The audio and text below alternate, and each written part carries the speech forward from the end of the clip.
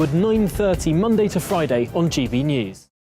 Where would you like to go? Just take me to the studio, please, mate. You know where you're going. I've got a show to do. Friday Night Feast on GB News, 7 p.m. And it's like nothing you've ever seen before. We take a different angle on the week's biggest news stories. The viewers and listeners set me some absolutely mad challenges to do. We tried to rehome a rescue dog. And yes, there's some other wacky stuff in there as well. I feel like I could take on the world.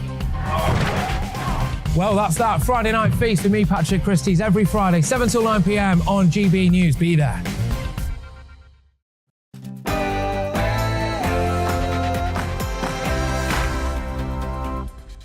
Hello and welcome, I'm Alastair Stewart, and for the next 2 hours I'll be keeping you company on TV and radio with the stories that really matter across the country. We have plenty coming up as Sunak and Truss slug it out for the Tory leadership, invoking the legacy of Margaret Thatcher. We put that to the test with people who reported on her premiership at the time, people who worked for her, and a Labour voice who knows what she did to them.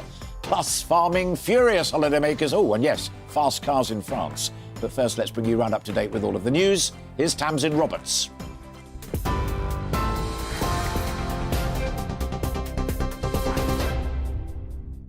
Alistair, thank you. Good afternoon from the GB newsroom. It's 12 o'clock.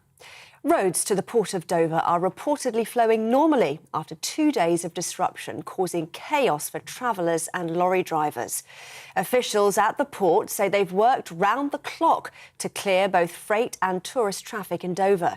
British authorities say they've received strong support from their French border colleagues to clear the backlog of more than 200 miles worth of traffic.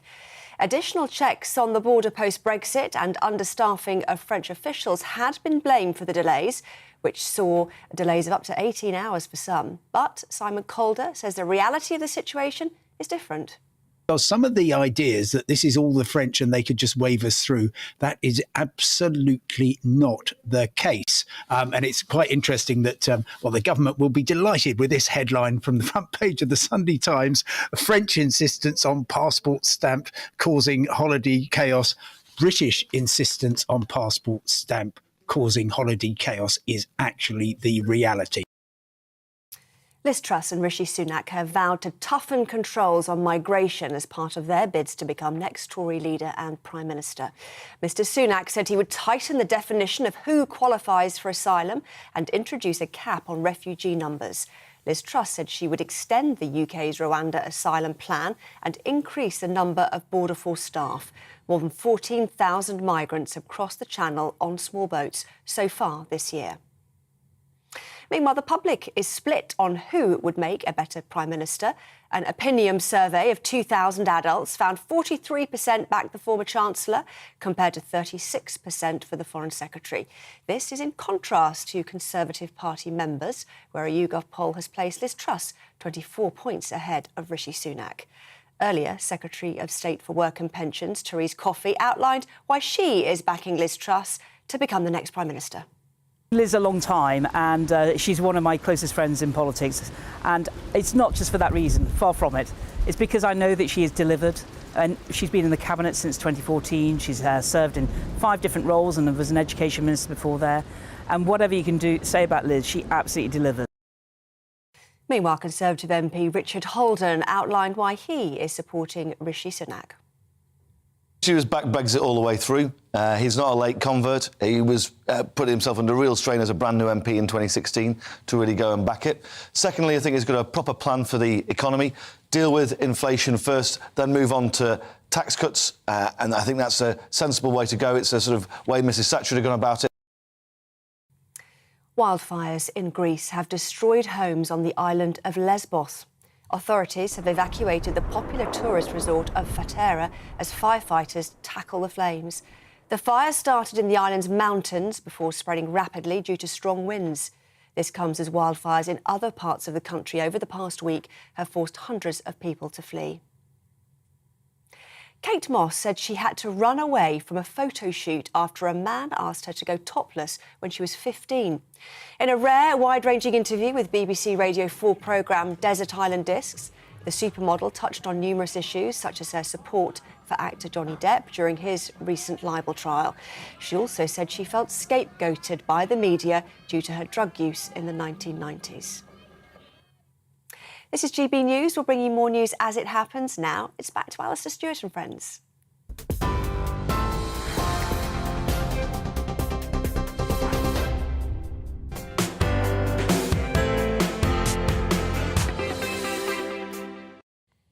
Tamsin, thank you very much indeed. So, the King is dead. Long live the King, or Queen.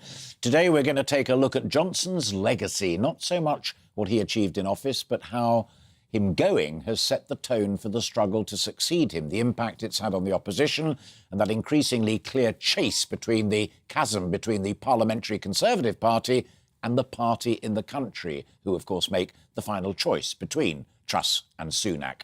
The disquiet in the Conservative Party over his ousting grows. There's a poll of Conservative supporters in the Truss-backing Mail on Sunday showing that Boris Johnson remains their favourite as best Prime Minister.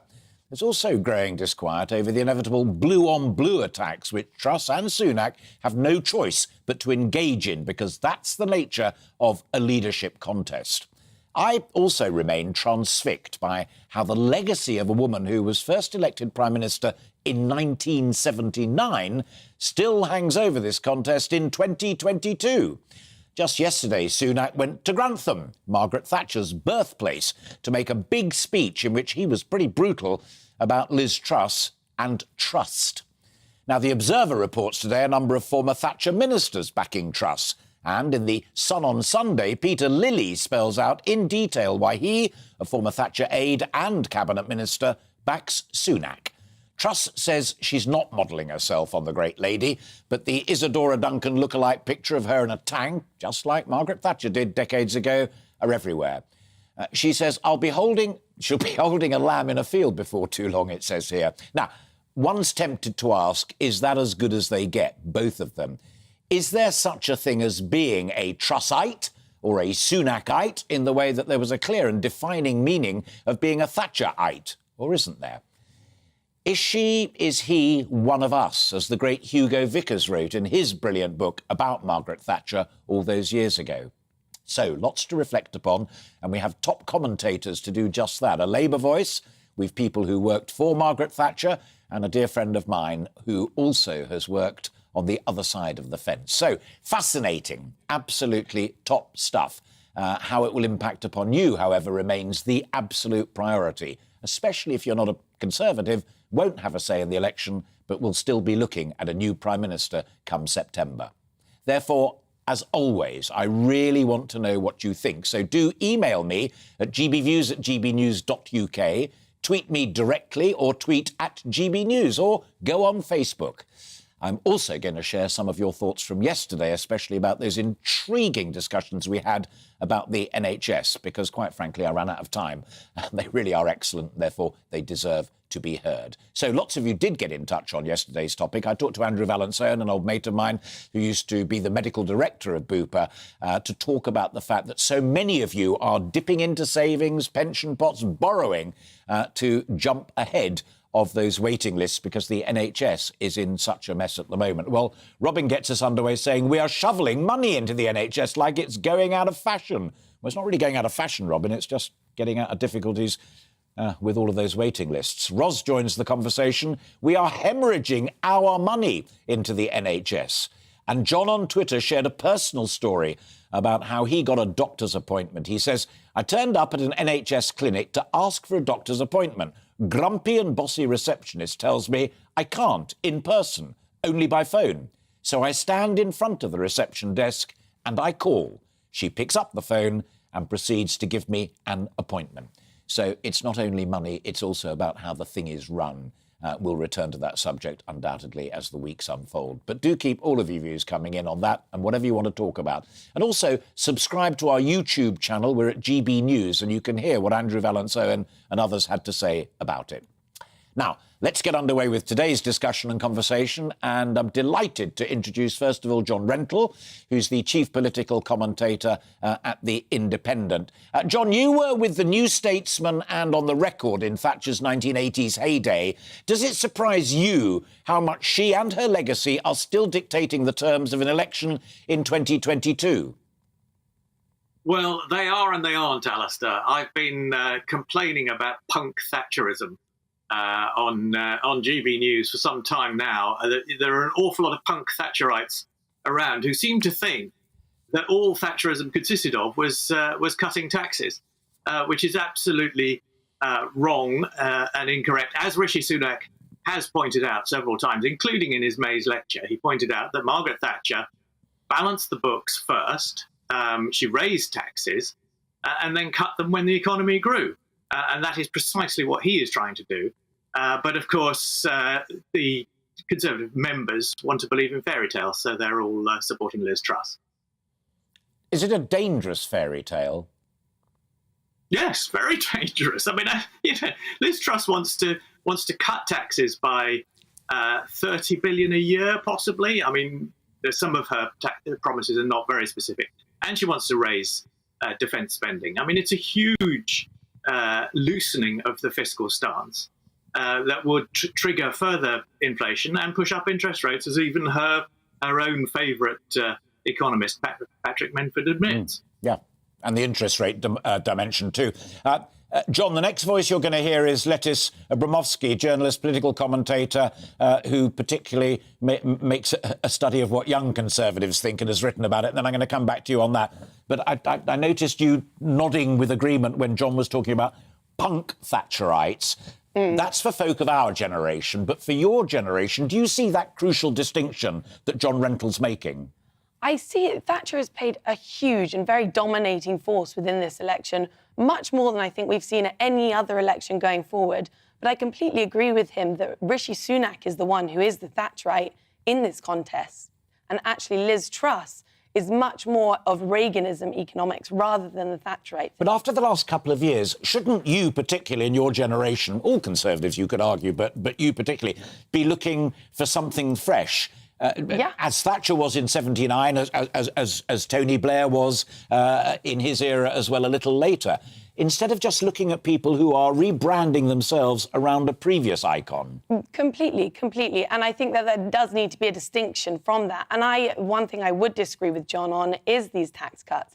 I think if they're very clear, targeted and fully costed tax cuts on things like what Liz is putting forward at the moment on freezing the green levy, that will directly impact people's energy bills, bringing them down, meaning they will have that bit more. I'm a gentleman and I love lively debates, so I'm going to bring John Rentle back in on that. Not going to ask him what was going to be my next question. Lovely smile, Rentle. But do respond to what Lettice was just saying. She buys into the what you called punk Thatcherism. She wants those tax cuts now. A lot of folk wrestling with the cost of living crisis do as well. No, absolutely. And the cost of living crisis is the most important issue, or ought to be the most important issue in this leadership election. But tax cuts are not the best answer to it. The best answer is what Rishi Sunak has already done as Chancellor, which is to use the benefit system to give money, to give cash directly, biased towards low-income families, towards helping them with their energy bills. Tax cuts tend to benefit the better off, and that's not the right way forward for a one-nation Conservative Party. I mean, that is where the real divide lies between the Thatcherites, the so-called Thatcherites, and the one-nation Tories. And Rishi Sunak wants to try and be both. For many in the party, John, and you will have seen the Mail on Sunday poll today like everybody else, the hero actually remains Boris Johnson even more than Margaret Thatcher. He tops the poll of who do you think would make the best Prime Minister out of those possibilities, although you tweeted earlier this morning betting odds that actually put Starmer above all of them, which we may come to if we have time. Do you sense as well that within the party there remains a poisonous anger at the defenestration of Boris Johnson and not least Rishi Sunak's role in it? Yes, no, absolutely. I mean, but it's worth making the point it's not a majority of the party. I mean, it's 1/3 of the members think that Boris Johnson should have carried on, despite all the ministerial resignations and despite the fact that the majority of the parliamentary party had turned against him. I mean, in the end, this attempt to blame Rishi Sunak for so-called stabbing Boris Johnson in the back is absurd and ahistorical. I mean, what happened was that Boris Johnson had lost the confidence of the majority of his party, but because he just had a vote of confidence, and there couldn't be another one unless they changed the rules, that was reflected by ministerial resignations, and that's what finally forced him out. And it wasn't Rishi Sunak alone at all. It was the majority view among Tory MPs. Lettice Bromovsky? Yes, I think that this is incredibly divisive. What we're seeing with this Boris ballot is, again, just showing the divisions in the Conservative Party at the moment. And we've seen in America firsthand how people who can't let go of the fact that someone has resigned and they are no longer in power, Donald Trump, can be divisive within the party, it can be infuriating for the public, and it can be detrimental to democracy. John, even steadfast Labour loyalists tell me that Keir Starmer is still not cutting the mustard, and that the loss of Johnson makes that challenge even greater. Do you think that Truss or Sunak will bring out better in Keir Starmer, or is that as good as it gets? Well, I think it's a bit odd to turn this round to criticise Keir Starmer. I mean, I think he has a problem in adjusting to the loss of Boris Johnson. He can't anymore proclaim his own personal integrity as the great dividing line. But I think if Liz Truss is the Prime Minister, which seems to be the way the Conservative members are going, I think Labour will have a clear dividing line, because all this talk about tax cutting implies cuts in spending, or else it's just made up tosh and she's not going to do it. In which case she's got the same problems that Boris Johnson had of not being entirely straight with people, and I think that would be a real problem if she's the continuity Johnson candidate. Yeah, John, thank you very much indeed. Final thought on this from Lettice, and then I'm going to bring in my old chum, Dennis McShane, to join the conversation. Ultimately, there are two contests here. Yeah. There's the real one that will be resolved by the first week of September, for who the next leader is and who the next Prime Minister is. Then within 2 years, there'll be the one that John Rentoul's talking about. That's the general election. Exactly. Probably, although not totally certainly, Starmer versus X or Y. Yes, and interestingly, I would argue that the Labour Party should seriously consider getting a new leader in at this point. Starmer has continuously shown how he is ineffectual and essentially a weak leader. If we go back just a few weeks ago, when it should have been an own goal with Boris's very narrow miss on the vote of no confidence, and Starmer failed at the PMQs to really bring together that unity. I think he, in fact, referenced Boris as a character in Star Wars and a Love Island contestant in the same breath, just completely failing to show how he can really lead this country. And I think while the Conservatives are looking for their new leader, Labour should also be considering a realignment and a reassessment of their plans ahead of the general election. With perfect timing and only a little bit orchestrated, because I had the order of people I wanted to talk to. I'm delighted to be joined by my old friend Dennis McShane now. Dennis, as you probably know, is a former Minister of State for Europe and a Labour Member of Parliament for Rotherham. Good to see you, and thank you very much for breaking into your Sunday. Does Labour need a new leader, whether it be Truss or be Sunak, or are you confident with the lie of the land? I don't think Labour having a new leader is on the agenda. So what's not on the agenda is pointless speculating about. I mean, Starmer is not Boris Johnson. He is not Liz Truss. What he says today is what he said 5 years ago, 10 years ago. Liz, who I know well, same college at Oxford with her. I liked her when she was in the Commons, got on very well. But she has sat on every point of the political compass, and she'll find some new ones to sit on if she becomes PM. I'm fascinated, Alistair, by the comparison with Mrs. Thatcher. Liz was just 5 years old when she was elected. Rishi Sunak wasn't even born. Margaret Thatcher, for me, was the greatest tax raiser in British history when she doubled VAT early on in her mandate and destroyed northern industrial manufacturing industry. She then promoted the single market, the freedom of movement, all the things that we have now told we must oppose. She was the absolute obsessional archangel of, including enlargement to two very poor countries, Spain and Portugal. So this idea that we should, or Mr. Sunak or Ms. Truss should adopt Margaret Thatcher's legacy, I wonder if they've actually ever studied it. Well, that's a lovely and brutal point, and just sits there, and we'll let it sit there for folk to reflect on, and I want them to email me in. But when you've got someone of Rentoul's longevity and someone of your longevity talking about punk Thatcherism not the real thing, and I've written as well about the history of it. I remember Geoffrey Howe's first budget, and I will not contradict you on one word in that analysis. The other thing I've picked up upon, Dennis, which I genuinely find intriguing, reflecting back on the 2019 general election, where Boris Johnson's huge majority was not least from raiding Labour seats behind the old so-called Red Wall. There are a lot of people now saying if Sunak and Truss model themselves on Thatcher, that's potentially fatal behind the Red Wall, because they remember the mines, they remember the steel industry, they remember shipbuilding, and they don't forgive or forget.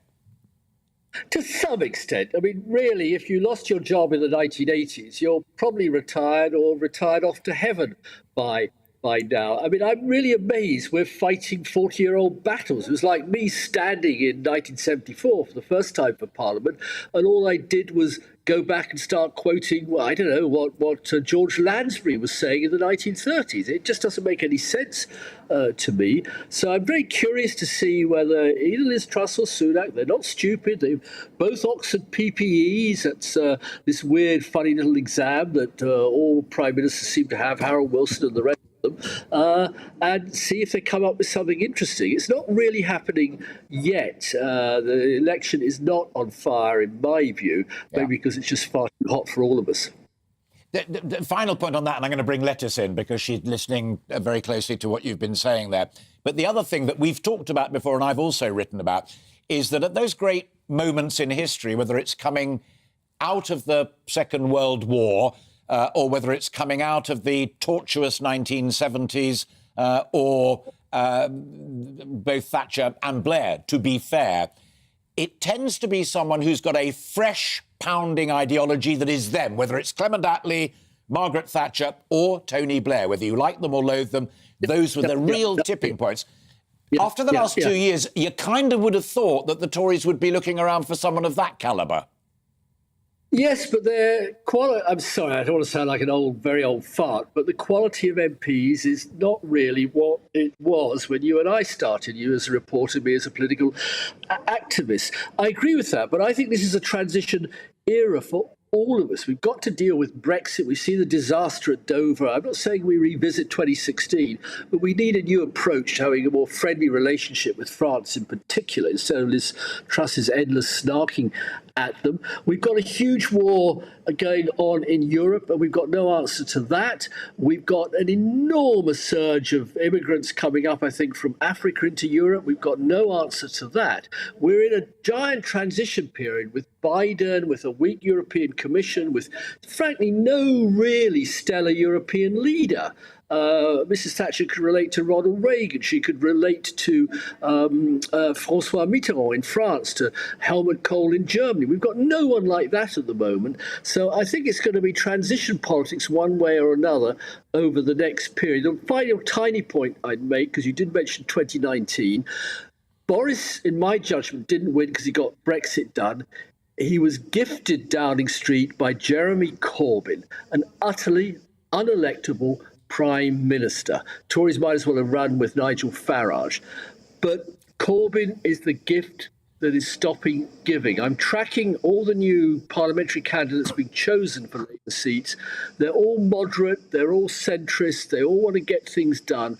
The Corbyn era is over, and if the Tories think that they can bring back the Johnson era, I think that also will be a mistake on their part. Dennis, I'm going to come back to you in a moment for a final thought, but I want to bring Lettuce in because, again, she was Lettuce Bromowski, who's with me here live in the studio, journalist, political commentator, was listening avidly to that. We touched a little bit upon it with John Rentoul about whether the Conservative Party, through your younger eyes, requires a new ideological giant or whether it matters or not. You heard Dennis's very, very crisp analysis, politically and historically. You with him or against him? I am with him in the sense that I agree that we need a sort of new ideological front, and I think the Conservatives massively missed the trick during this leadership campaign in the fact that we seem to have somehow ended up with the two most Boris candidates in it, and despite polling throughout the leadership contest, they were never doing particularly well. You had candidates such as Penny and Kemi. Kemi in particular was very keen for a radical rethink, and I think she would have done very well. And I also, back to the Red Wall seats, think both Kemi and Penny would have had a much greater chance at uniting those red walls, whereas I'm not fully convinced just yet that either Rishi or Liz will be able to do that in the same way. And would it finally satisfy you, as we read in the papers, the Sunday Telegraph today, for example, is speculating that Kemi Badenoch may well get educational culture somewhere where she can keep pounding her anti-woke. I know that's a cheap and silly phrase to use, but everybody knows what it means. Get her in there. And that Mordaunt's gone quiet. Tugendhat's been very busy commenting on China again and the defence situation. That those three alternatives will be in that first cabinet? I definitely think there will be positions for them. Do you insist that they are? I hope so, definitely. Particularly Kemi and Penny. Less so Tom, I'm afraid, but much more Kemi and Penny. I think they would do great in cabinet, and I think that there's a leadership position for them in the future. Brilliant this isn't stuff. the end. Yeah, no, that's great, and you're going to come back at 1 o'clock. Dennis, you're not. So final word goes to you, and it just segues beautifully from the whole conversation, both with your good self and with Lettuce and with John before that. John Rentall's been less than enthusiastic about Sir Keir Starmer. You made that crucial point of the Labour Party being still in a transition phase post the poison of the Corbyn era. How confident are you that it will be Sir Keir come that general election, whomsoever the Tories finally choose on? Or is he still a work in progress or something that is not ultimately recoverable? Not a question about not being recoverable, but I think work in progress, slightly patronising term, isn't unfair. It's very interesting. If you look at the two big Labour wins after 1950, that is Harold Wilson coming in 1964 and Tony Blair coming in 1997. What happened shortly before both elections? The existing Labour leader, Hugh Gaitskell in the 60s, John Smith in the 1990s, sadly, well, just went. I'm not suggesting anything ugly to happen to poor Keir Starmer. And that allowed a huge new surge of energy and industry, but I don't detect in the Labour Party a hidden Tony Blair or a hidden Harold Wilson. So I think one has to work with the honesty and the integrity, because if you measure Keir Starmer, certainly against Johnson, on any tick box of integrity, honesty, etc., he wins. And I would tend to say on stability and believing the same thing today he believed in last week or even last year, he wins against Liz Truss. Rishi Sunak, well, this is a guy who disappeared to California. His family wealth is greater than that of the Queen. He knows nothing for the Red Wall. He doesn't know how anybody in the rest of the country lives at all. Dennis, and I think he will be a bit of a problem to have this massive billionaire running the country with no connection to the British people. Sadly, he isn't here, right of reply, but I cherish it and we'll return to it. Got to stop it there. Dennis, always a pleasure to see you, and thank you very much indeed for joining us. You're always welcome on the programme. Lettuce, as I said earlier, I've asked you to pop out, have a coffee, and then come back in and join the conversation again at 1 o'clock. But for the time being, thank you very much. And John Rental, I'm sure, has gone, having other things to do, but my thanks to him as well for starting what I hope you agreed was a great conversation. And if it did prompt you to go, yes, I totally agree, or they're all completely bonkers, then email me, tweet GB News, or go on Facebook. We really want to hear what you think as well, because you are watching and listening to me, Alastair Stewart, and friends here on GB News, the People's Channel. There'll be lots more coming up on today's programme. It's first weekend of the summer holidays, and the Great British Getaway has begun. Well, has it really? Huge delays on the roads, chaos at the airports, and the threat of further strikes on the railway. We are facing travel chaos this summer, and there's nowhere to hide. We'll be speaking to our Southwest reporter next, but first let's bring you right up to date with the crucial weather. Looking ahead to this afternoon, and the UK is looking rather unsettled in the north and west, but plenty of hot sunshine in the southeast. Let's take a look at the details. Northern Scotland will see a mixture of sunny spells and scattered showers this afternoon. Some of the showers will be heavy at times. The maximum temperature will reach 21 degrees. An unsettled picture across Northern Ireland this afternoon. A warning is in force as heavy showers move across the country. Some rumbles of thunder are possible. Remaining rather cloudy across northern England this afternoon, with the risk of some showery rain in places, though some bright or sunny spells are possible. Mostly cloudy for northern parts of Wales this afternoon with spells of rain, which could be heavy at times over the mountains. Windy too, making it feel rather cool for the time of year. The East Midlands will see increasing amounts of sunshine this afternoon, and despite it being rather breezy, it'll feel warm as temperatures lift to around 26 degrees. Plenty of hot sunshine for East Anglia this afternoon, with wall-to-wall blue skies for many. Despite a fairly brisk wind, temperatures will approach 30 degrees. Southern England will see plenty of sunshine this afternoon, feeling warm for many, with temperatures lifting towards the mid-20s, but it will be a little fresher towards the coast. Remaining unsettled across the north and west of the UK this evening, with the driest weather holding on in the southeast. And that is how the weather is shaping up for the rest of the day.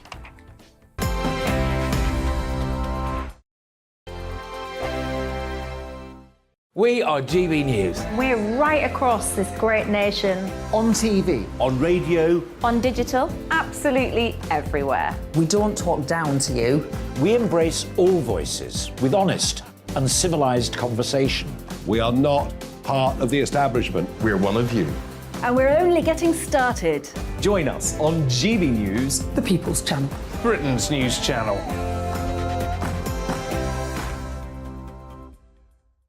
Hi there, it's Stephen and Anne. At breakfast from 6 a.m, you'll always be caught up with everything you need to know. The latest headlines, opinions and debates. We'll bring you the good news and the bad, but most of all, we're here for you. Remember, send in your views and let us know what you would like us to talk about.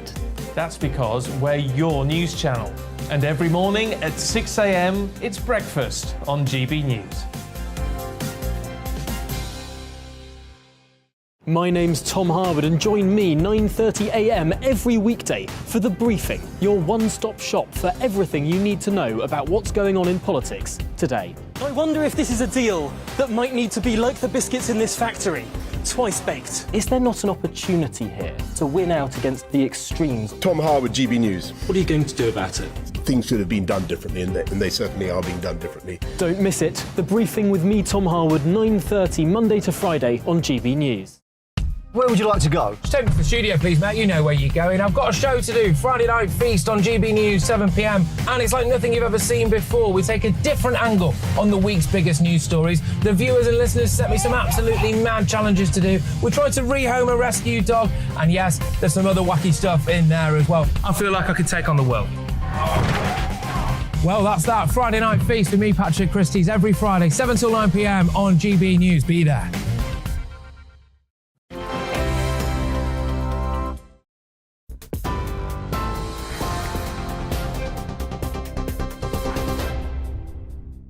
Good afternoon from the GB Newsroom. I'm Tamsin Roberts. It's 12:32. Here are the headlines.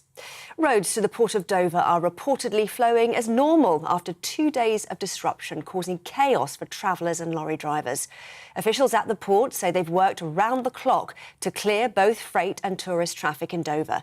Additional checks on the border post-Brexit and understaffing of French officials had been blamed for the delays, which saw those delays of up to 18 hours for some. Liz Truss and Rishi Sunak have vowed to toughen controls on migration as part of their bids to become next Tory leader and Prime Minister. Mr Sunak said he would tighten the definition of who qualifies for asylum and introduce a cap on refugee numbers. Liz Truss said she would extend the UK's Rwanda asylum plan and increase the number of Border Force staff. More than 14,000 migrants have crossed the Channel on small boats so far this year. President Zelensky has called attacks on the Ukrainian city of Odessa blatant barbarism, days after a deal had been struck allowing for the export of grain from the country. Russia claims it hit a Ukrainian military boat in the port. Despite the attack, officials say preparations to resume grain shipments were continuing. The deal between Ukraine and Russia had been hailed as a breakthrough that would help ease increasing global food prices. Wildfires in Greece have destroyed homes on the island of Lesbos. Authorities have evacuated the popular tourist resort of Vatera as firefighters tackle the flames.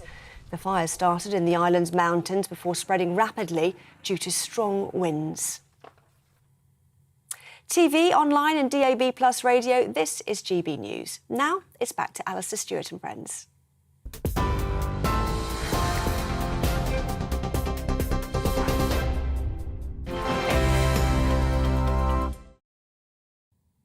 Tamsin, thank you very much indeed. And indeed, as you just heard in Tamsin's news, the first weekend of the summer holidays and the Great British Getaway has begun.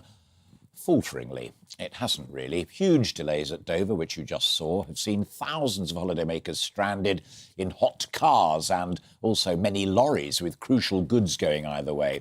Many of the country's motorways are at gridlock, but things are returning slowly to normal, as you just heard there, but it's a work in progress. Now, our South West of England reporter, Jeff Moody, is on the A303 just outside Stonehenge, one of my favourite drive-bys anywhere in the country. Jeff, the 303 is notorious for delays, not least because of people like me rubbernecking and saying, oh, isn't it wonderful? Imagine how marvellous that is. What's it looking like this afternoon? Well, it's not too bad, actually. Yes, people are stopping to have a little gawp at Stonehenge, but it is keeping moving, although it has been very busy since first light. Interesting you call this weekend the Great British Getaway. The number of British people successfully getting away isn't actually that great. If you've managed to get your passport and then you've managed to find a train that isn't on strike and you manage to get to the airport and then there isn't a baggage handler strike and you get onto the plane, all well and good. If you try and go to the ferries, you know, people waking up this morning at Dover having sat in a hot car for 7 hours, no doubt with fractious children in the back. So no wonder so many people have decided this is the summer to stay and make the most of our glorious weather in Britain and stay on holiday in Britain. So the main route here into the southwest has been particularly busy, and of course that's led to all sorts of problems. I'm just going to turn a travel presenter for a minute for you, Alistair, and give you some travel news. There's M5 southbound from Bristol has been very badly affected this morning. A driver has died and 2 others injured after a serious collision on the A390. That was last night. The road has been closed. It's now just been reopened, but traffic is very slow. Several accidents causing delays on the A436 in Gloucestershire, on the A37 in Shepton Mallet too. One of the main problems with this road, the A303, is there's very little routes into Devon and Cornwall in the West Country. If you try to avoid this route, there's not very many options. So it is going to stay congested and busy throughout the holiday period. The AA is saying, allow plenty of time for your journey. Thank you, AA. Useful bit of advice. It also says don't forget to take plenty of water, snacks and games for the children, because there's a very good chance you'll spend a lot of your holiday in a car. Just a final thought, and I make this particularly for folk who are kind enough to listen to us on radio rather than watch us on television. While you were delivering that report, looking slightly over your left shoulder, I mean, it's virtually thin on the ground compared to Dover, where they're absolutely chock-a-block. I mean, there's one little message, perhaps, and that is that if you want to have a lovely break and see some beautiful stuff, stay in England, go to Stonehenge, head to the West Country, because as Jeff Moody just told us, at the moment, the roads are pretty clear. Well, absolutely. I mean, there is heavy traffic. There's about 1 car every second I've been counting going past, but they are moving. And as you say, this is the spot where people like you and me, Alistair, slow down to look at Stonehenge. So if this is moving, it does look good for elsewhere in the West Country. Brilliant, and it is lovely, wonderful. Jeff, great to see you again. Thank you very much indeed for joining us. Jeff Moody there, our South West of England reporter in one of the best locations for GB News right now today. We're here throughout the day, and you're watching and listening to Alastair Stewart and Friends at the moment, with plenty more still to come this afternoon, including in our rural spotlight. We'll be looking at food production versus the environment, as the EU plans to restrict crop growing using banned pesticides. I'll be asking my guests what it's got to do with them in this country, but that's another issue you may enjoy listening to and joining in the debate. Plus, how are our farmers coping since last week's heat wave? Pictures in the papers this morning of scorched earth, quite literally. All of that to come right after this break.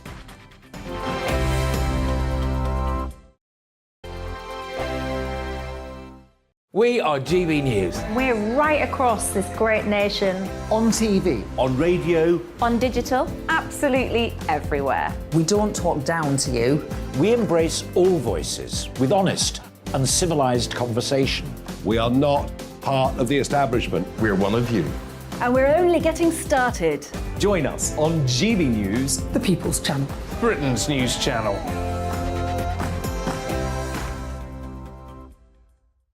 Hi there, it's Stephen and Anne.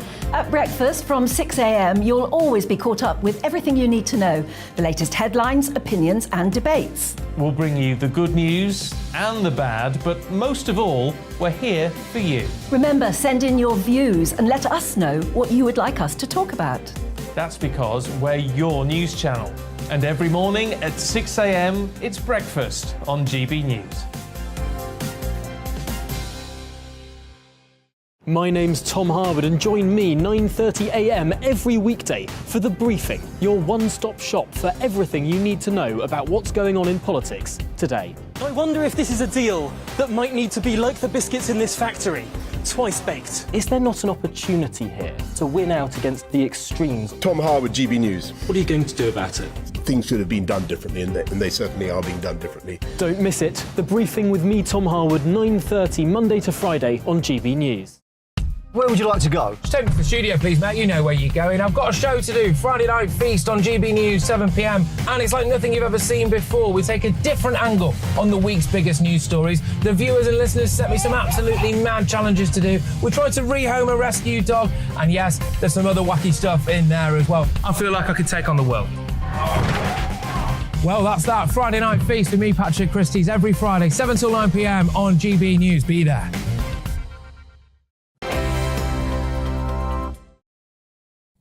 Hello, it's 2021. You're watching and listening to Alastair Stewart and friends here on GB News. Time now for our rural spotlight. And yesterday's news that the UN-sponsored deal between Russia and Ukraine to get wheat safely out and onto the world market has collapsed makes it even more important. As with energy, the idea of self-sufficiency is attractive. But for now, we still rely on imports to top up what we can produce. Now, the EU is seeking to restrict crops grown using banned pesticides. It wants to block the importation of food grown using those banned pesticides, neonicotinoids. Is that right? No, it's not. Neonicotinoids. In effect, to reduce their environmental impact in other countries. Now, that would be the first time that a World Trade Organization member used environmental impacts rather than consumer health to restrict pesticide use in this trade.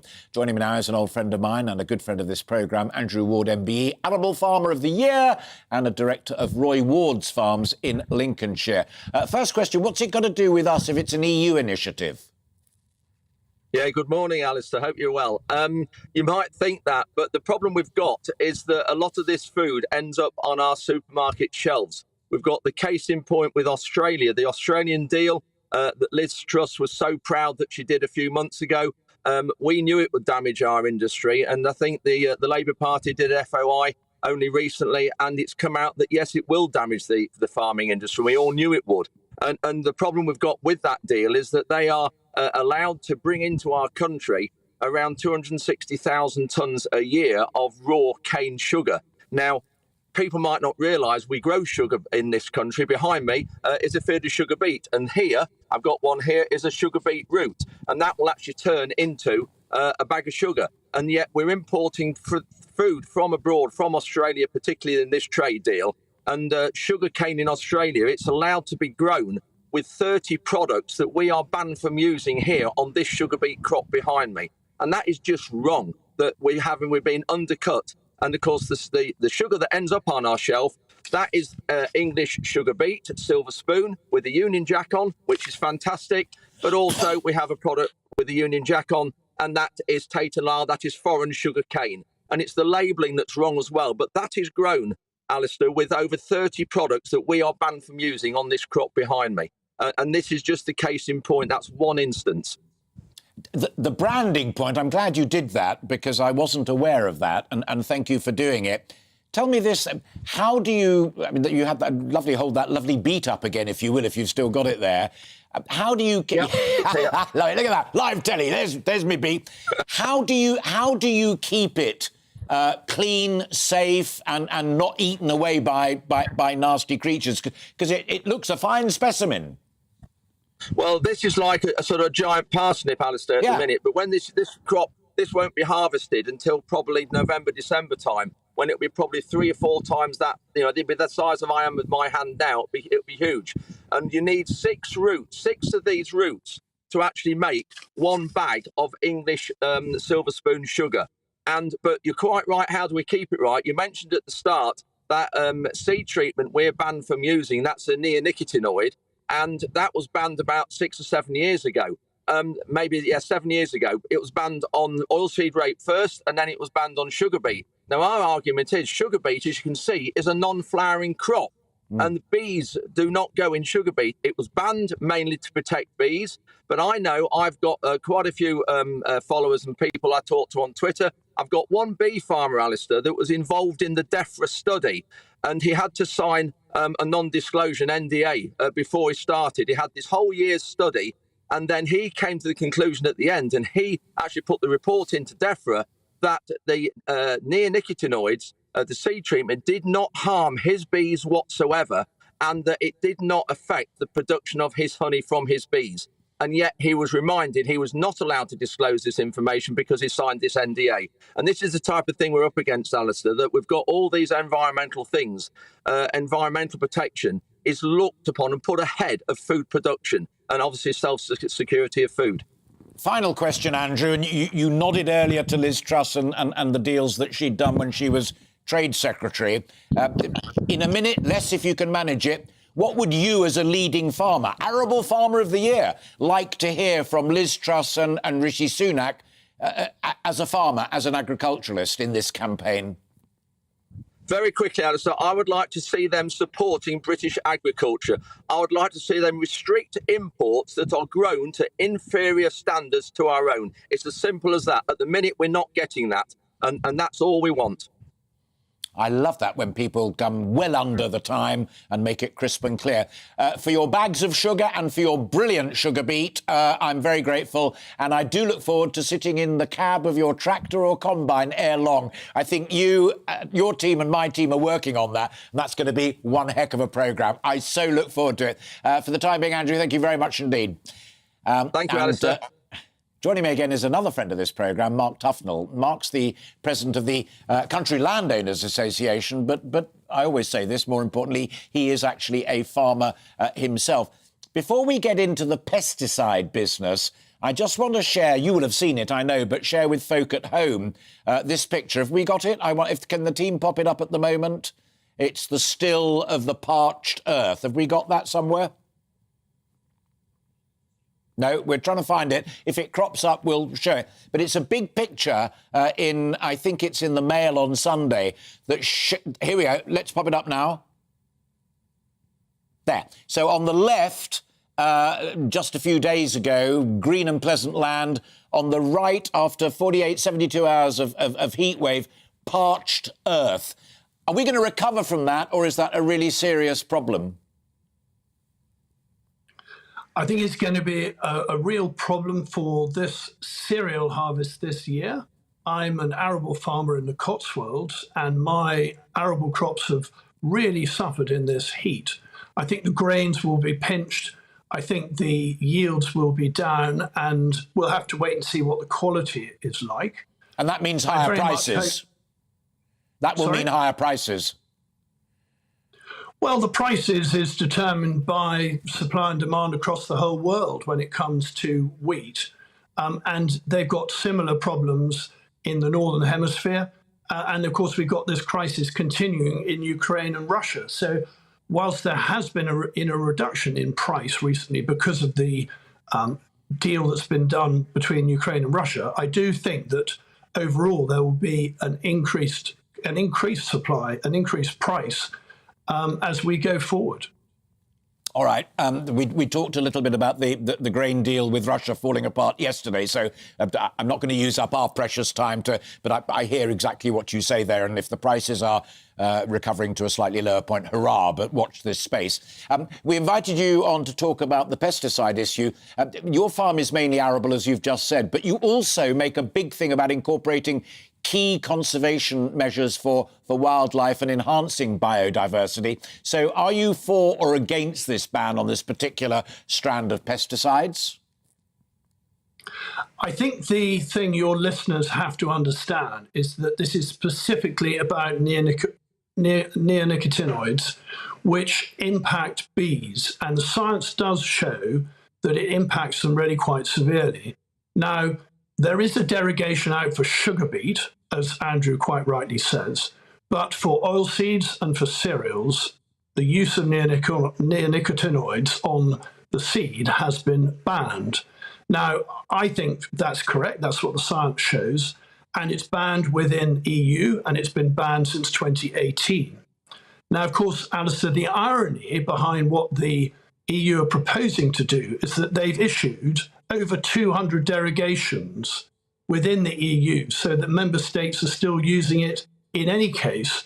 So they should get their own house in order first before they start banning products going into the EU. Yeah.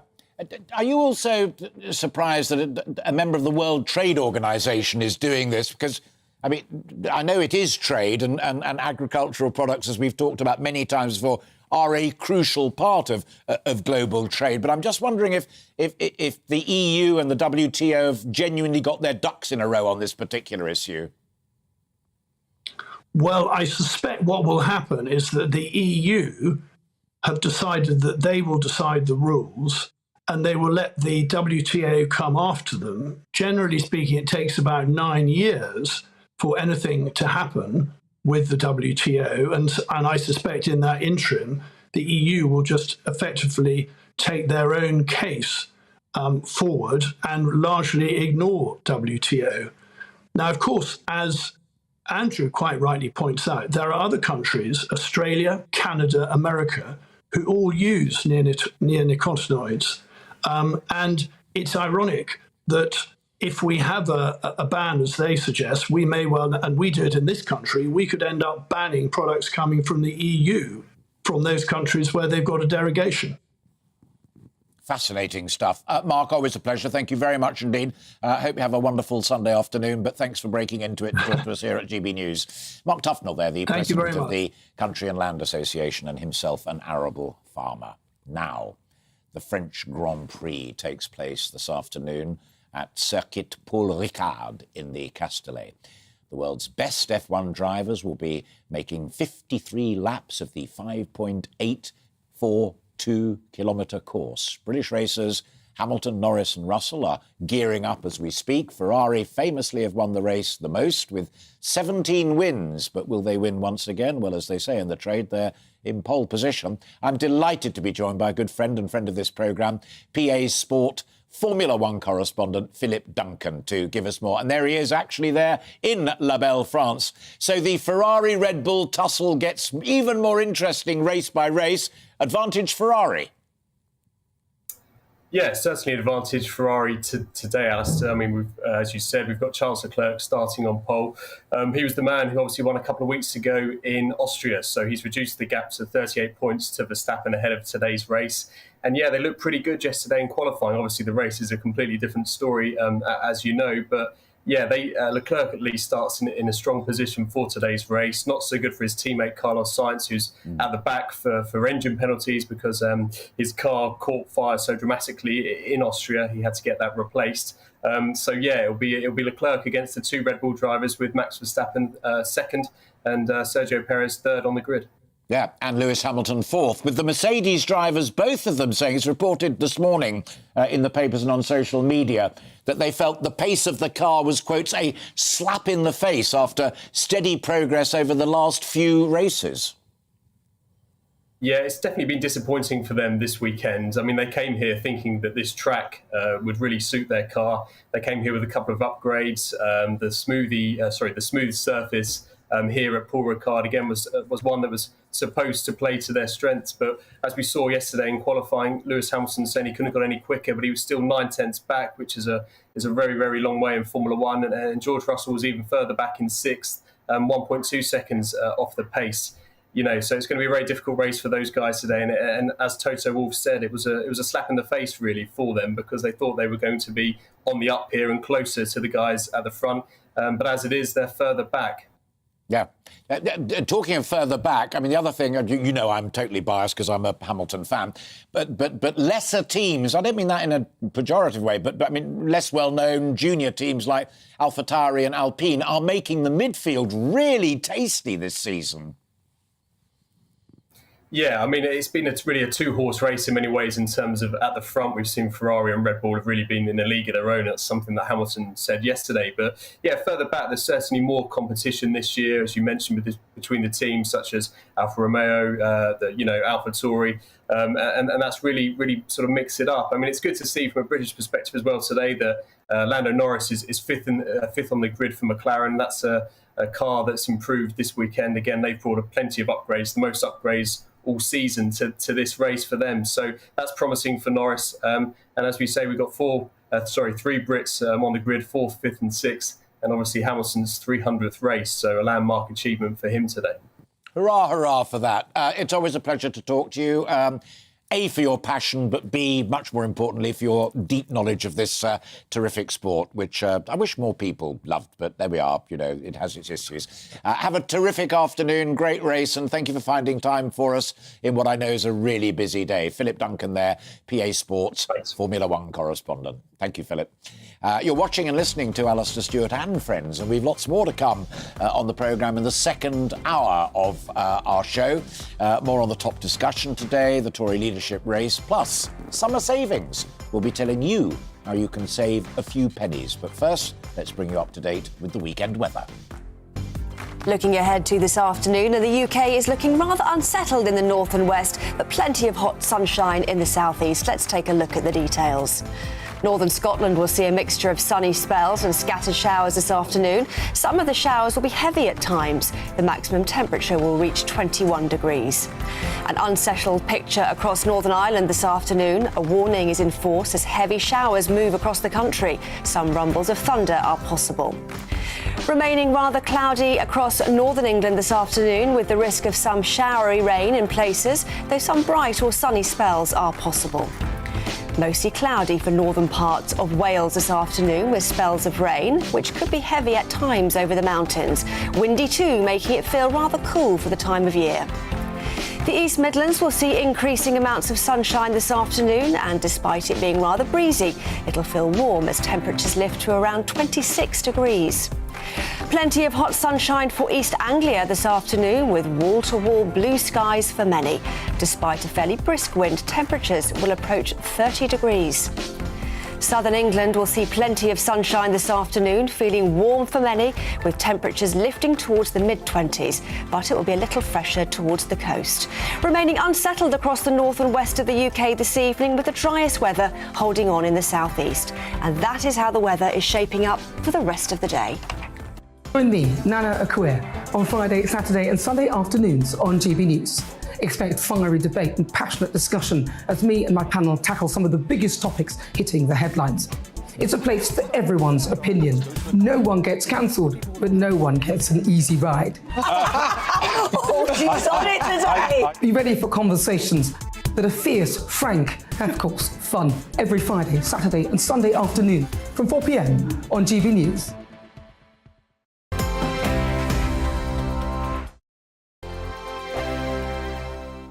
We are GB News. We're right across this great nation. On TV. On radio. On digital. Absolutely everywhere. We don't talk down to you. We embrace all voices with honest and civilised conversation.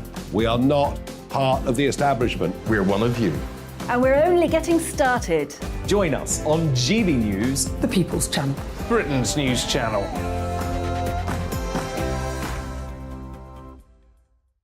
Hi there, it's Stephen and Anne. At breakfast from 6 a.m, you'll always be caught up with everything you need to know, the latest headlines, opinions and debates. We'll bring you the good news and the bad, but most of all, we're here for you. Remember, send in your views and let us know what you would like us to talk about. That's because we're your news channel. And every morning at 6 a.m, it's breakfast on GB News. My name's Tom Harwood, and join me 9:30 a.m. every weekday for The Briefing, your one-stop shop for everything you need to know about what's going on in politics today. I wonder if this is a deal that might need to be like the biscuits in this factory, twice baked. Is there not an opportunity here to win out against the extremes? Tom Harwood, GBNews. What are you going to do about it? Things should have been done differently, and they certainly are being done differently. Don't miss it. The Briefing with me, Tom Harwood, 9:30 Monday to Friday on GB News. Where would you like to go? Just take me to the studio, please, mate. You know where you're going. I've got a show to do. Friday Night Feast on GB News, 7 p.m. And it's like nothing you've ever seen before. We take a different angle on the week's biggest news stories. The viewers and listeners set me some absolutely mad challenges to do. We tried to rehome a rescue dog. And yes, there's some other wacky stuff in there as well. I feel like I could take on the world. Well, that's that. Friday Night Feast with me, Patrick Christie's, every Friday, 7 till 9 p.m. on GB News. Be there.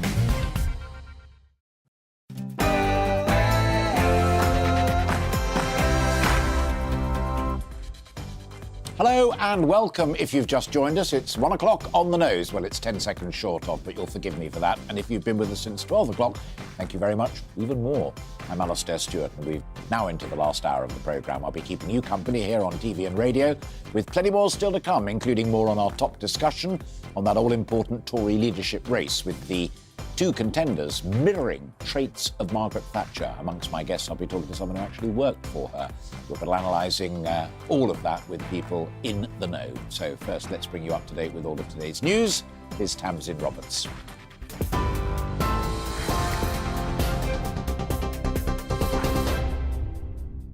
Alistair, thank you. Good afternoon. It's 1 o'clock. Here's the latest from the GB newsroom. The Board of Cricket Scotland has resigned ahead of the publication of an independent review into racism. The review has been conducted after Scotland's all-time leading wicket-taker, Majid Haq, told Sky Sports News that Cricket Scotland was institutionally racist. In a letter, the board apologised and said the review would provide a watershed moment for Scottish sport. Liz Truss and Rishi Sunak have vowed to toughen controls on migration as part of their bids to become next Tory leader and Prime Minister.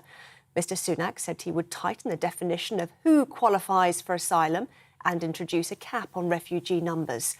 Liz Truss said she would extend the UK's Rwanda asylum plan and increase the number of Border Force staff.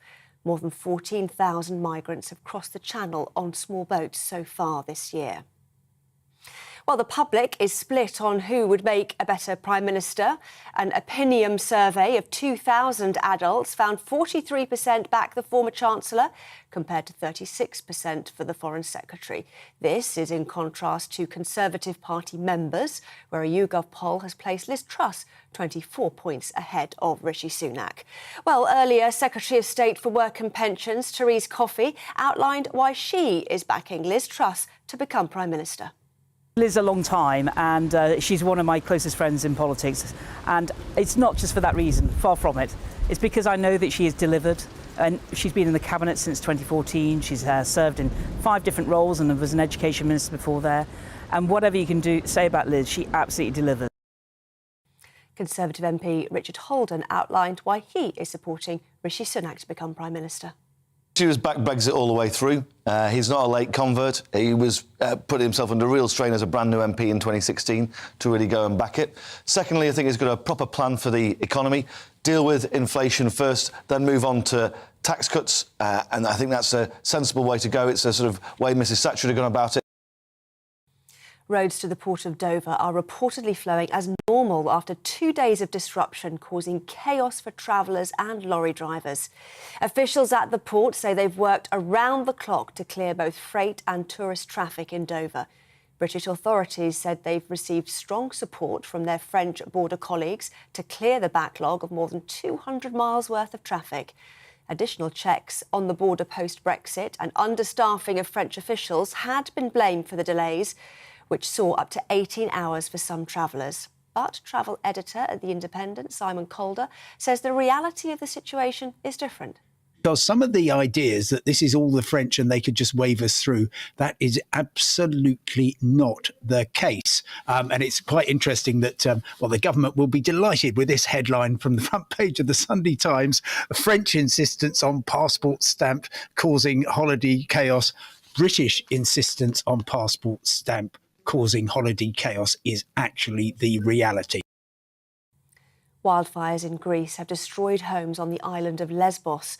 Authorities have evacuated the popular tourist resort of Fatera as firefighters tackle the flames. The fires started in the island's mountains before spreading rapidly due to strong winds. This comes as wildfires in other parts of the country over the past week have forced hundreds of people to flee. Kate Moss said she had to run away from a photo shoot after a man asked her to go topless when she was 15.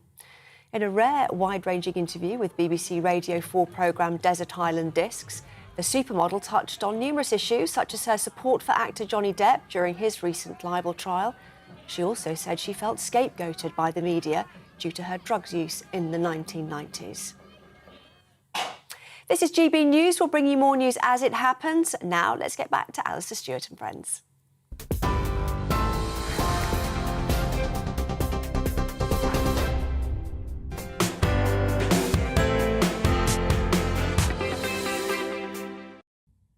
Tamsin, thanks very much indeed. Back now to our main discussion today, the Tory leadership. We're looking at Boris's legacy and also the degree to which he has set the tone for the person who will succeed him. Papers are filled with new plans and promises. Rishi Sunak says that if he wins, he will cap the number of refugees coming to the United Kingdom, while Margaret Thatcher's former ministers turn on Liz Truss over her tax cut plans. We're also discussing whether the blue-on-blue attacks that we're witnessing between the final two are inevitable or avoidable, and what we saw in those televised debates, giving perhaps leverage to the Labour Party. Keep sending in your views too. I really do want to hear what you think. gbviews@gbnews.uk. So let's carry on straight away with top guests. Joining me now live is Niall Gardner, good friend of mine, good friend of this programme, director of the Margaret Thatcher Centre for Freedom, and actually a former aide to the Prime Minister, Margaret Thatcher himself. Niall, I guess you're quite chuffed that she is still the yardstick in modern politics, setting the tone of this leadership debate. Do either candidate live up to the mantle? Well, Alistair, thanks very much for having me on the show today. And as you mentioned, of course, Margaret Thatcher, her memory, her principles, ideas, certainly a figure very heavily in the Conservative Party leadership race. I think that's a very good thing, because after all, Margaret Thatcher was an incredibly successful Prime Minister. She won 3 general elections in a row. She was a woman of tremendous courage and principle. So it's great that the Conservative Party still looks to Margaret Thatcher, I think, for inspiration. Now, in terms of the two candidates that we have, both, of course, claim to be heirs to Margaret Thatcher. I would say that in the case of, Rishi Sunak, the former Chancellor, he's on rather dangerous ground when he claims to be the heir of Margaret Thatcher, as he did on the pages of the Telegraph a couple of days ago, because I do think that, Rishi Sunak is a sort of big spending, high-tech politician. And I think his track record is not exactly very Thatcherite. And as Chancellor, I think that economic freedom in the United Kingdom significantly declined, actually, under Sunak's chancellorship. So I don't think he has, a great claim to be an heir to Margaret Thatcher. Now, Liz Truss, on the other hand, hang on a minute. Let me jump back in. Niall, I'm going to only because I want folk at home to get the argument clearly in chunks, and we'll come to Liz in just a moment.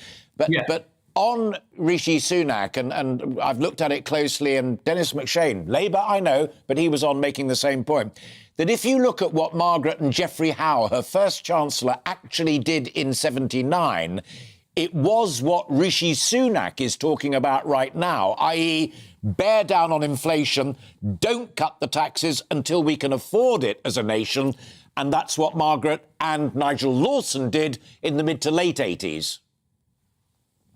Well, I would say, certainly, of course, inflation was a big priority for Margaret Thatcher. And the inflation rate, of course, was around 22% in 1980. She brought that down, I think, to about 2.4% by 1986.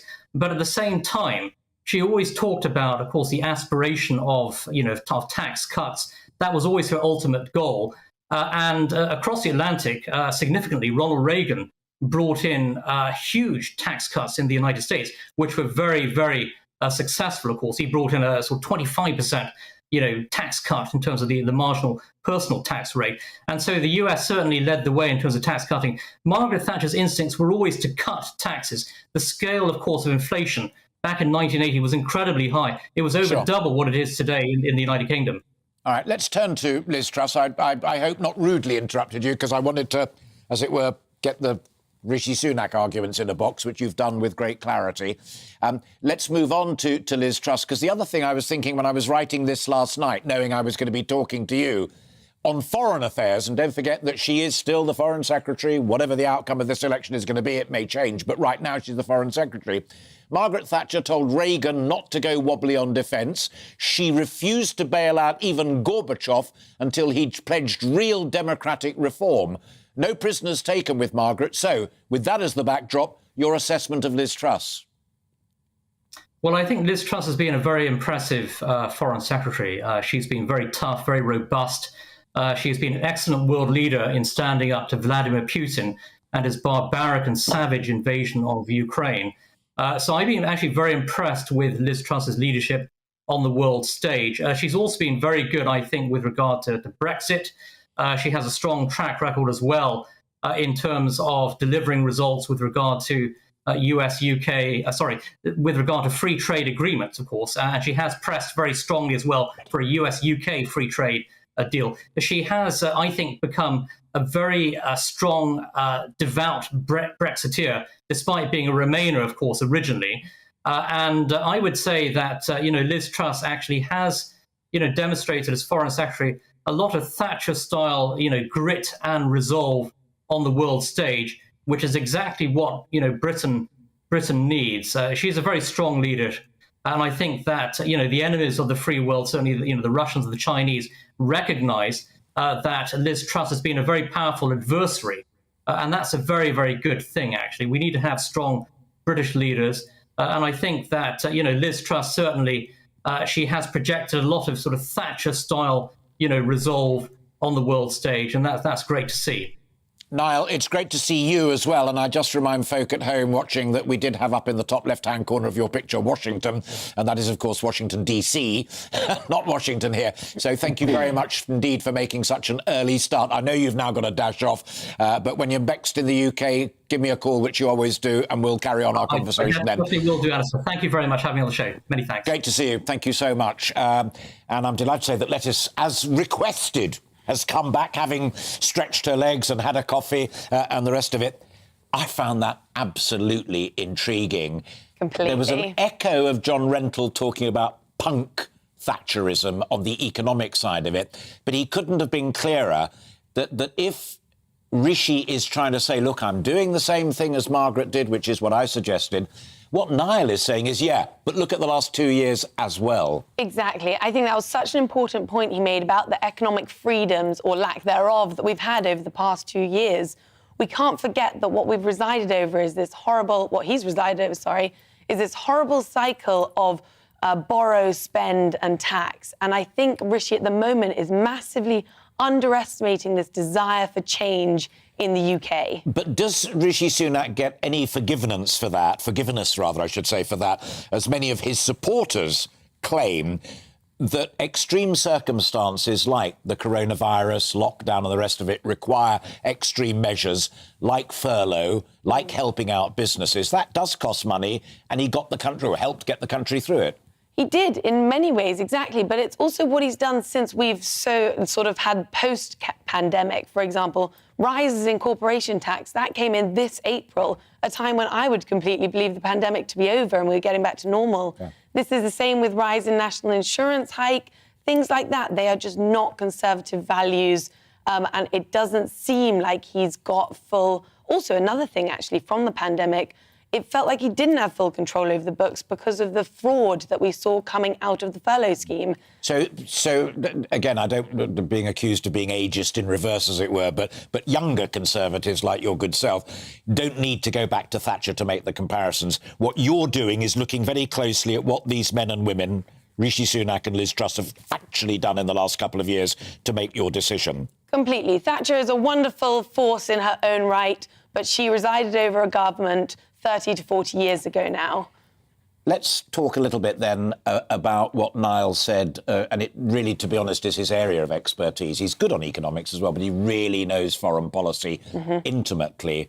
there were no negatives in his scorecard for Liz Truss in terms of Ukraine, in terms of standing up to Putin and the rest of it.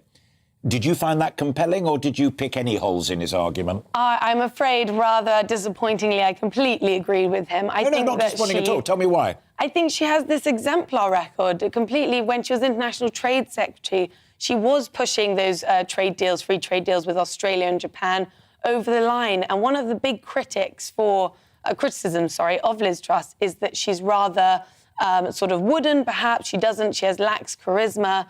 But she knows this as her own weakness, and she's sort of confronted that in a way. And her campaign video, was, I'm going to deliver these, I'm going to push these over the line. And her record proves that she does push things over the line. Brilliant. And Stay where you are. I've got one more guest to come, and then I'm going to come back to you for the final word in it, because I'm delighted now to be joined by Tim Bale, Professor Tim Bale, Professor of Politics at Queen Mary's in the University of London, and there he is, written widely on modern UK politics and has taught here and abroad, and I'm delighted that he joins me live now. Tim, good to see you. Do you understand why the shadow of Margaret Thatcher still hangs over this election decades later? Yes, I think, to be honest, it's partly due to the fact that in some ways her iconic status has arrested the development of the Conservative Party with regard to its thinking about economic policy. And I think you can see that actually more so perhaps than ever in some ways in this particular leadership election. If you go back, for example, to 2005 when David Cameron won, David Cameron was very much talking about that was then, this is now, we need to modernise, she did great things, but we're in a different century now. These two candidates really do seem, as your correspondent was saying, to have gone back 20, 30, 40 years, which to me isn't really a very positive development. I mean, I don't think the Conservative Party wants to go around wearing these kind of what would Maggie do wristbands forever. It has to break out of that cycle at some point. Yeah. And do you find it interesting, as I do, that in a sense Boris Johnson, for all his failures and his successes, just the whole guy, you could never accuse Boris Johnson of having been an ideologue, which you could about Margaret Thatcher and others in mainline politics. He was there to get one thing done. He believes that he did it. He said it in his final speech to the House of Commons. That's what I find odd, because if ever there were a moment for the Tories to have a fresh think, be it through Badenoch, or be it through Mordaunt, or be it through Tugendhat, now was the time, and they have said no. Yes, it is very, very strange, really. I mean, partly perhaps it is a reaction to Boris Johnson and to precisely what you were talking about there. If you have a leader that doesn't really have much in terms of an ideological or even sometimes a policy vision, there might be a kind of swing of the pendulum. So you have candidates feeling that they ought to distinguish themselves in that respect. I think it's also, though, that the Conservatives can't really think of any other way of winning back voters. And I suppose, the idea of tax cuts, the idea of some of the other policies that people are talking about, particularly on immigration, for example, are the kind of simplistic magic bullets that some Conservatives would think, could do it for them at the next election. I think that's unlikely, partly because the public seem to realise that public services like the NHS are in trouble and do need funding. And that's, after all, why these national insurance increases came in. And partly, I think, because, the public has heard all this before and it's not necessarily been delivered. And when it comes to immigration, sure, that's important and no one's denying that. But if you look at how important that is to voters at the moment, well, quite frankly, it's a lot less important to them than it is to Conservative Party members. But that, of course, is the audience that these two are trying to appeal to right now. Yeah, shoring up that central core vote.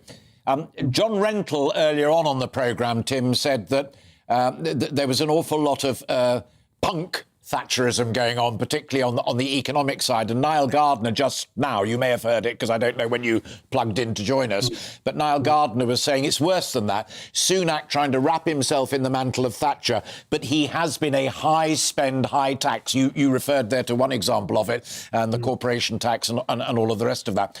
Is that a problem when purists can come out and say, actually, do you know, you're not telling it straight?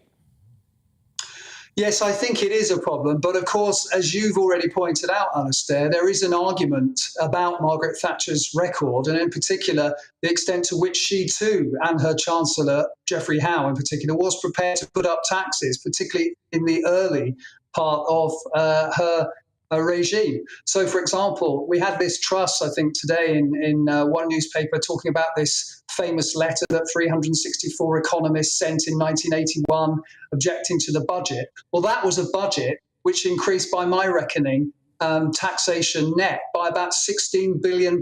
So, I mean, we can argue in all sorts of different ways about Margaret Thatcher. And I think it's very, very clear that there's a lot of motivated reasoning going on here. Niall Gardner, for example, I mean, fairly clearly is a Liz Truss fan. I think, you know, your other guest is a Liz Truss fan.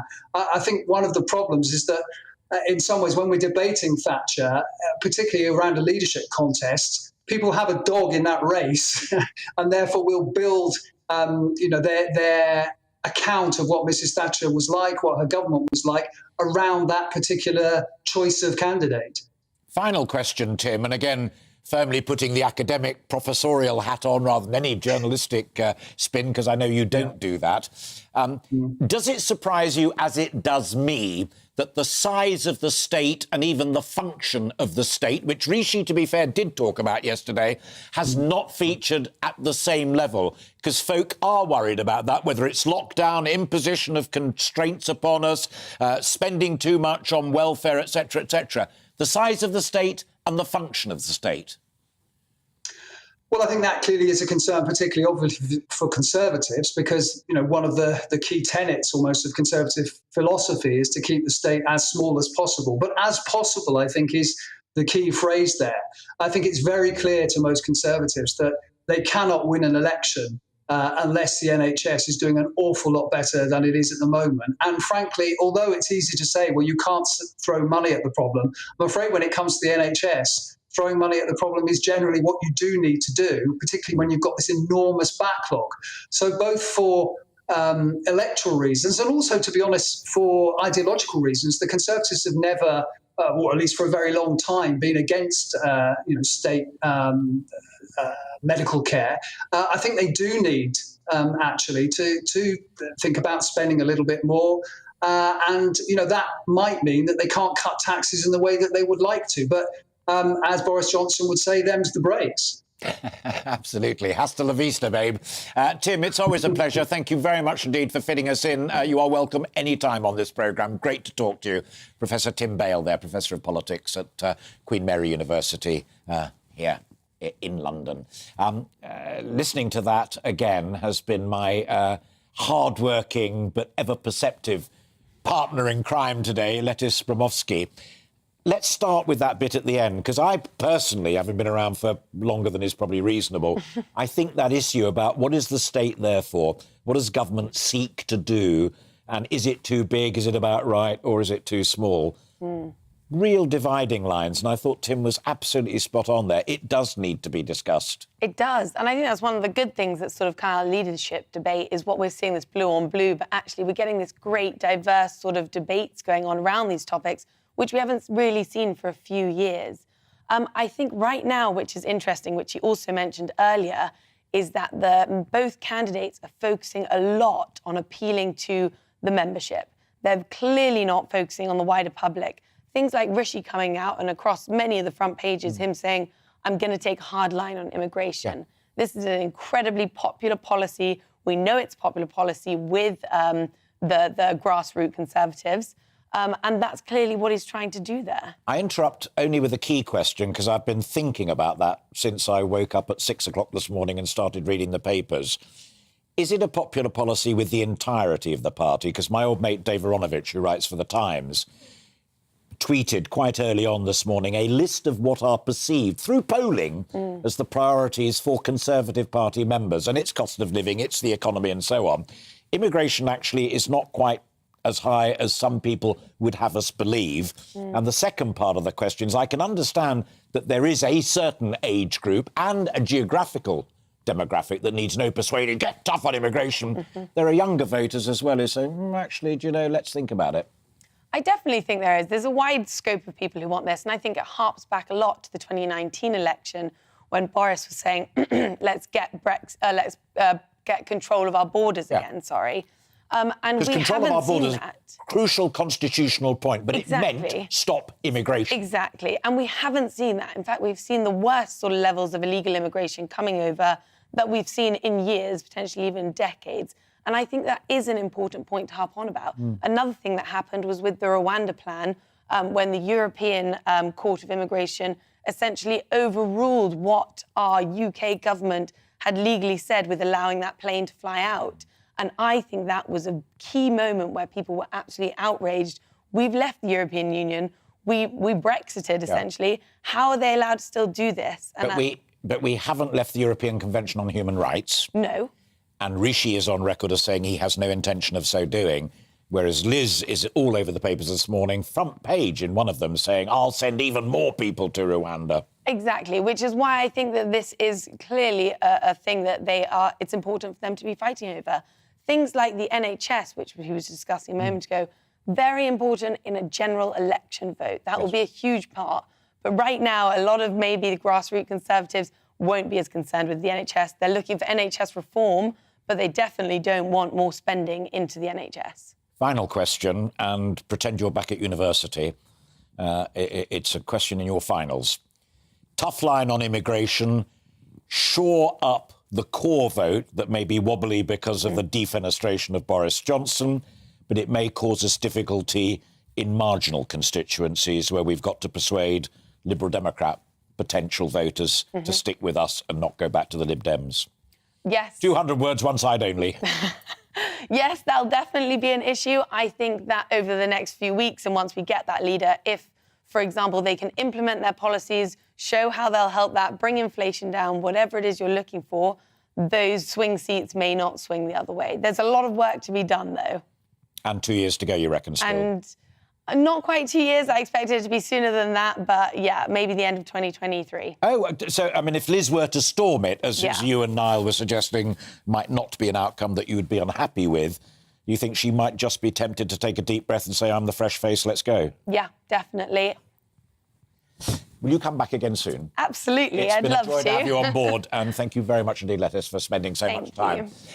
Great stuff from Lettice and from all of my other guests, and great stuff from you as well. Tony says, I'm enjoying the show, Alistair. I think people are a bit cynical and weather-beaten after Brexit and COVID, but we're also where we are today because we rejected the third-way politics of Blair and Brown and then remain under Cameron. People often forget that. Fair point. Paul says, why is Sunak getting praise for the furlough scheme? Anybody in that job at that time would have had to do something similar. Interesting point, but he did persuade everybody else to find the money for it. And I know from family experiences that furlough meant an awful lot to an awful lot of people. Final word comes from Mike. Interesting that the majority of individuals criticising Truss are those who are negative towards Boris and Brexit. There's a thought to reflect upon. What is it? It's 27 minutes past 1. We've got about half an hour to go. So do keep some views coming in, and we'll have a few more at the end of the programme if the boss in my ear can find time to do it. And don't forget to subscribe to our YouTube channel, where all of these conversations, and ones from yesterday as well, are available at GB News. Plenty more to come this afternoon in the final half hour on Alastair Stewart and Friends after the break. This week, UK inflation rose again, with the consumer price index rate increasing to 9.4% in June from 9.1% in May. Well, what does that mean for our wallets, and where can we help save some money this summer? We'll be discussing that next with personal finance expert, good friend of this programme, in this week's Summer Savings. But first, let's bring you up to date with the weather. Looking ahead to this afternoon, the UK is looking rather unsettled in the north and west, but plenty of hot sunshine in the southeast. Let's take a look at the details.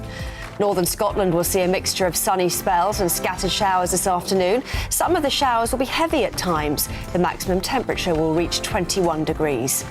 An unsettled picture across Northern Ireland this afternoon. A warning is in force as heavy showers move across the country. Some rumbles of thunder are possible. Remaining rather cloudy across northern England this afternoon, with the risk of some showery rain in places, though some bright or sunny spells are possible. Mostly cloudy for northern parts of Wales this afternoon with spells of rain, which could be heavy at times over the mountains. Windy too, making it feel rather cool for the time of year. The East Midlands will see increasing amounts of sunshine this afternoon, and despite it being rather breezy, it'll feel warm as temperatures lift to around 26 degrees. Plenty of hot sunshine for East Anglia this afternoon, with wall-to-wall blue skies for many. Despite a fairly brisk wind, temperatures will approach 30 degrees. Southern England will see plenty of sunshine this afternoon, feeling warm for many, with temperatures lifting towards the mid-20s, but it will be a little fresher towards the coast.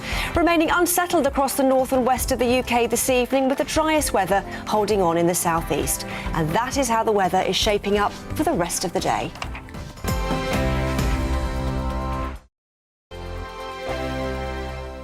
We are GB News. We're right across this great nation.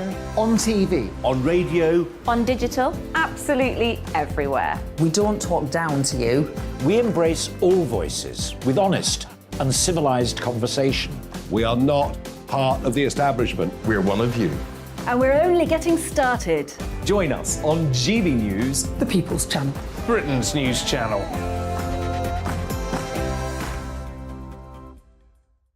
Hi there, it's Stephen and Anne. At breakfast from 6 a.m, you'll always be caught up with everything you need to know, the latest headlines, opinions and debates. We'll bring you the good news and the bad, but most of all, we're here for you. Remember, send in your views and let us know what you would like us to talk about. That's because we're your news channel. And every morning at 6 a.m, it's breakfast on GB News. My name's Tom Harwood, and join me 9:30 a.m. every weekday for The Briefing, your one-stop shop for everything you need to know about what's going on in politics today. I wonder if this is a deal that might need to be like the biscuits in this factory, twice baked. Is there not an opportunity here to win out against the extremes? Tom Harwood, GB News. What are you going to do about it? Things should have been done differently, and they certainly are being done differently. Don't miss it. The Briefing with me, Tom Harwood, 9:30 Monday to Friday on GB News. Where would you like to go? Just take me to the studio, please, mate. You know where you're going. I've got a show to do. Friday Night Feast on GB News, 7 p.m. And it's like nothing you've ever seen before. We take a different angle on the week's biggest news stories. The viewers and listeners set me some absolutely mad challenges to do. We tried to rehome a rescue dog. And yes, there's some other wacky stuff in there as well. I feel like I could take on the world. Well, that's that. Friday Night Feast with me, Patrick Christie's, every Friday, 7 till 9 p.m. on GB News. Be there.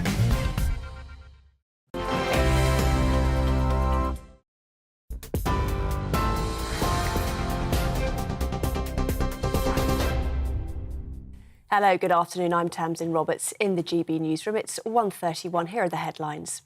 Liz Truss has vowed to implement a tough line on immigration should she become Prime Minister.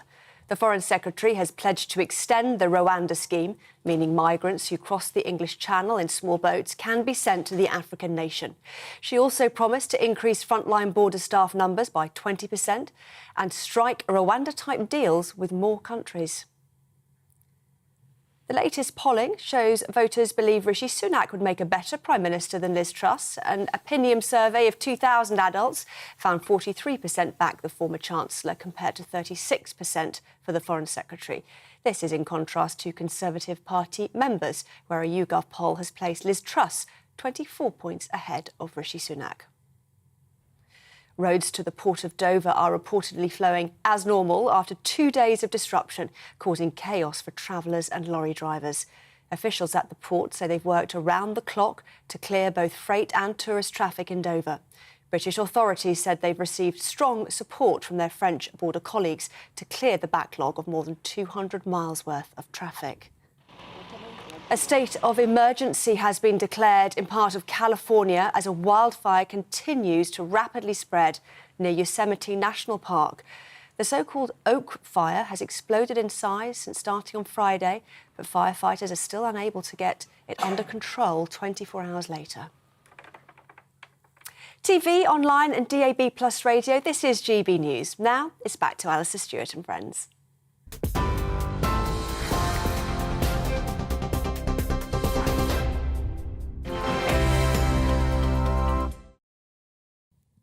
Tamsin, thank you very much indeed. Let's talk summer savings. UK inflation up to 9.4% in June from 9.1% in May and still rising. Interest rates probably heading up again soon. The Sunday Telegraph, and let me just hold this up if you're listening on radio rather than watching on television, this is the front page of the Sunday Telegraph, and it says, public may have to cut energy to avoid winter blackouts. The energy crisis at the heart of the cost of living crisis is clearly getting so bad that there may even be rationing. Isabel Lawrence is one of my favourite personal finance experts, and I'm delighted to say there she is, joining me live now to discuss this and other matters. First of all, the backdrop to it. This is quite a context for the Sunak-Truss struggle.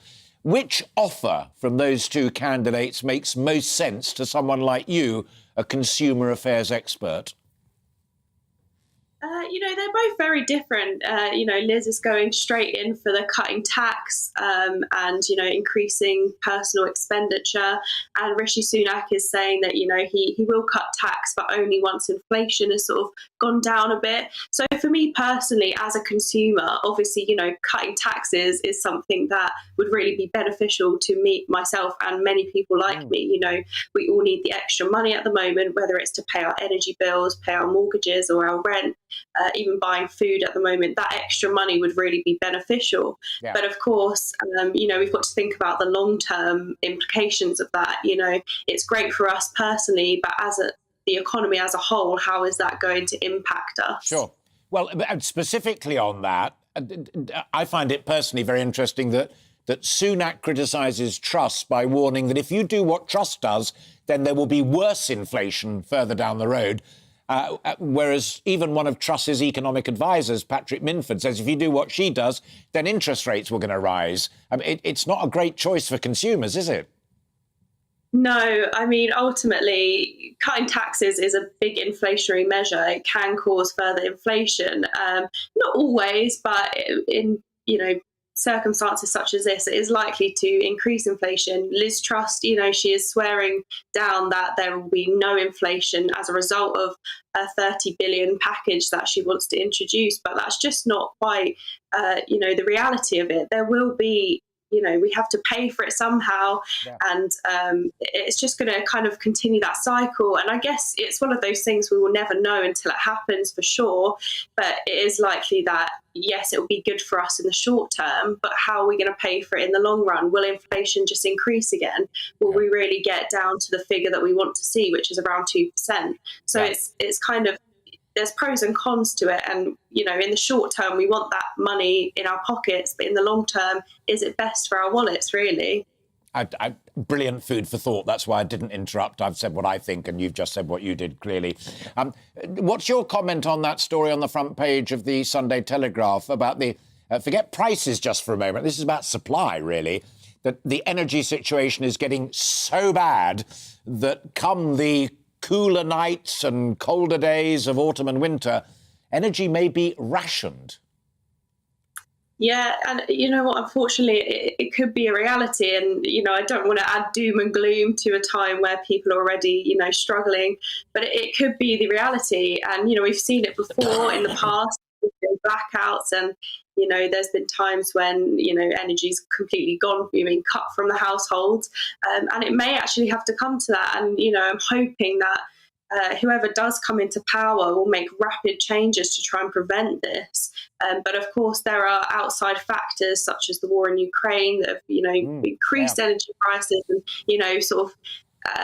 thrown everything into disarray. And unfortunately, it might be something that we do have to plan for and prepare for the future, for this winter. Final quick one, Isabel, if I may. And the other thing I sense, not only as someone who reads too many papers and is good for them, but actually just going shopping with the family or looking around, that they're feeling the squeeze. Retailers are really feeling the squeeze as well. And it seems to me that those lovely bonus offers are declining very slightly. It's tough out there. Yeah, it's really tough out there for individuals and businesses alike. Individuals are cutting back on their spending and businesses are losing profit as a result. And it's really tough for everyone. I think businesses in particular need some extra support right now, especially smaller businesses. And that's another thing that, I'm hoping that whoever comes into power will really be able to support businesses in this time without, affecting inflation further or, spending too much more. But it's one of those things that, as your previous guest said, sometimes you can't just throw money at a problem, but sometimes it is what is needed, unfortunately, to keep businesses going and the economy going and keep consumers, fed and clothed and things like that. Isabel Lawrence, it's always a pleasure. Thank you very much indeed. Always welcome. Look forward to talking to you again very, very soon. Isabel Lawrence there, personal finance expert with thoughtful reflections and a little bit of warning out there as well. Do plan ahead if you can. You're watching and listening to Alastair Stewart and Friends, with plenty more still to come this afternoon, including more on the Tory leadership race as we see the final two contenders facing each other, and also the voice of grassroots Conservatives as those local hustings begin to unroll across the United Kingdom. We'll be talking to the chair of the Leeds Conservative Association, where the pair will meet and debate next week to see how members there feel as they get set to cast their vote for their new leader and our next Prime Minister. But first, let's bring you right up to date with the latest news. Here's Tamsin.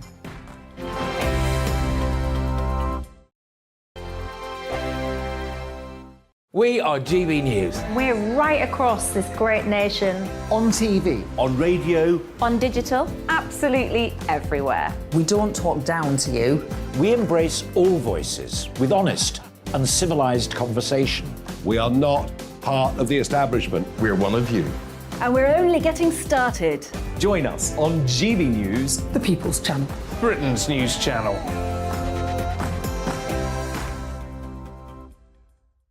Hi there, it's Stephen and Anne. At breakfast from 6 a.m, you'll always be caught up with everything you need to know, the latest headlines, opinions and debates. We'll bring you the good news and the bad, but most of all, we're here for you. Remember, send in your views and let us know what you would like us to talk about. That's because we're your news channel. And every morning at 6 a.m, it's breakfast on GB News. My name's Tom Harwood, and join me 9:30 a.m. every weekday for The Briefing, your one-stop shop for everything you need to know about what's going on in politics today. I wonder if this is a deal that might need to be like the biscuits in this factory, twice baked. Is there not an opportunity here to win out against the extremes? Tom Harwood, GB News. What are you going to do about it? Things should have been done differently, and they certainly are being done differently. Don't miss it. The Briefing with me, Tom Harwood, 9:30 Monday to Friday on GB News. Where would you like to go? Just take me to the studio, please, mate. You know where you're going. I've got a show to do. Friday Night Feast on GB News, 7 p.m. And it's like nothing you've ever seen before. We take a different angle on the week's biggest news stories. The viewers and listeners set me some absolutely mad challenges to do. We tried to rehome a rescue dog. And yes, there's some other wacky stuff in there as well. I feel like I could take on the world. Well, that's that. Friday Night Feast with me, Patrick Christie's, every Friday, 7 till 9 p.m. on GB News. Be there.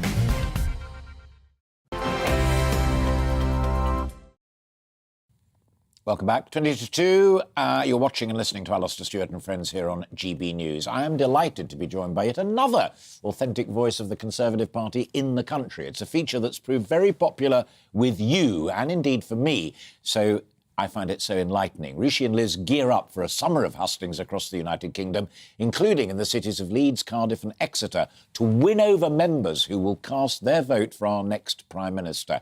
Joining me now is Angelo Basu. Angelo's the chair of the Leeds North West Conservative Association, and you are very welcome indeed. They come to Leeds on Thursday, I think, for a party hustings. Liz saying she's a local lass, Rishi, of course, a Yorkshire MP. Does that give either of them a bit of a head start in your neck of the woods? And my apologies for my dog barking in the background. It does to an extent. I mean, it's always nice to have people who understand the area we're in. But it's obviously the job is to be Prime Minister of the United Kingdom. So we're not going to choose someone just because they have Yorkshire credentials. Have you formed an instinctive view at this early stage of the contest? Because obviously, you've lifetime in the Conservative Party risen to the dizzying heights of being the chair of an association. If you had to vote right now, would it be Liz or would it be Rishi? Personally, I think I'd be voting for Rishi at the moment, but I'm still leaving an open mind because I want to see them live in the hustings. There's a lot more to come and to hear from both of them. I mean, I've not met Rishi myself, but I have met Liz Truss on a couple of occasions, and she comes across very differently in person to how she does on television. And she back at the last election, where I was election agent for the Leeds Northwest candidate, she came and spoke at our launch meeting, and she spent a lot of time speaking with all of our members and was extremely personable and certainly compared to many ministers that I've met in the past, genuinely wanted to connect and wanted to listen to what members were thinking. So more of that may come out sort of hidden behind what we'll see in the media, because that is stuff that happens in private rooms with actually going out and meeting members. She's very good at that. Yeah. But in terms of how I feel, I mean, for where things are at, one of the things which I found interesting in my own sort of groups of association officers and activists and active members of the party, that obviously we've been discussing this since, well before Boris resigned, and that during the before the final two were decided upon by MPs, the vast majority of those who I was in contact with were favouring Penny Mordaunt, favouring Kemi Badenoch. They very much liked the things she had to say. We enjoyed a lot of the things that Tom Dugan had to say. And it was quite striking that in those WhatsApp groups, within minutes of the final two being announced, even from people who had been not particularly excited by Rishi,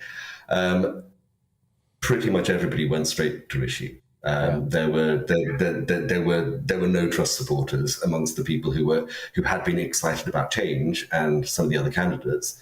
I was surprised at the fact that few or none flipped to Liz Truss. I think that's absolutely intriguing, and that point about without waving a flag for either Kemi or Penny or indeed Tom, the idea that folk like you, the authentic voice of the Conservative Party, wanted to have that debate, that choice between the old school and the new, is something that just keeps coming up. The other thing that keeps coming up, and you were talking there about WhatsApp groups and chatting to your own friends within your association, is the idea that Rishi Sunak is damaged as the assassin of Boris Johnson something that the media have got a fixation about, or are there people who will make this choice between him and Liz over the next few weeks? Is there a real thing that he's the guy who began the process of the demise of Boris Johnson? To be honest, and I have my mailbox also from members across Leeds, because I also have a West Yorkshire deputy chairship, so I have a broader picture than just my corner of Leeds. I've seen very few members expressing anger at that. We are all very keen on loyalty, but I don't think that's as big a deal in relation to Rishi Sunak as maybe sometimes the media is saying. Perhaps an interesting bit of context here is that back at the end of June, we had our annual general meeting where some of our more active and engaged members had the chance to hear what we've been doing in the year, and they will always be interested in what's happening in the party more generally. And just as a matter of interest, because I try to keep a fairly neutral tone, obviously I have my own interest, but we did a straw poll of the members who attended as to whether they think that Boris should stay or go. So this is well before he actually did go, a good few weeks. And there was a narrow majority for him going. And that's before Rishi Sunak or anybody else did anything. No resignations had happened. So there was appetite within the party, at least that I saw, for change. And so if there hadn't been, I think, yes, there would be a big disloyalty penalty for forcing it. But because there clearly was some interest in that, and again, going back further into May, when I knocked on hundreds of doors in the local elections and going to pledge Conservative voters who simply couldn't give us their vote. And we lost 3 council seats in our neighbouring association of long-standing, very well liked councillors, a couple of whom had retired and were replaced by new ones, but one long-term councillor. And I was told on numerous occasions that Boris was a problem, and that was the only way they could give a message as lifelong Conservative voters was by voting against even people they thought were good councillors. So I think in that context, the loyalty issue is much, much overplayed, because you have to look at the context. Yeah, got it loud and clear. Thank you for being so candid and so thoughtful. We've had it time and time again when we talk to chairs of local associations rather than MPs backing this candidate or that. Really honest and open debate. Keep in touch, Angelo, and let us know how the Leeds event goes, and love to reflect with you further. As you said, there's lots more still to come. Let's hear who they persuade. But for the time being, Angelo Basu, Chair of Leeds North West Conservatives. Thank you very much indeed, sir. Pleasure to meet you. Finally, I'm delighted to welcome back onto the programme Colvile Ranger, who's a former advisor to Boris Johnson in his days as Mayor of London. And there he is. You tweeted, having listened to some of the early conversations, I believe both of these candidates will need to go much further in establishing who they are and what they believe in over the next few weeks.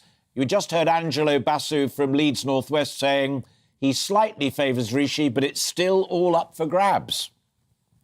I think it very much is, and good afternoon, Alistair. The Conservative Party members, a lot of them are showing their colours. There are some polls that are being run that give Liz Truss a reasonable lead at the moment, but we're in the foothills of this contest. We really are.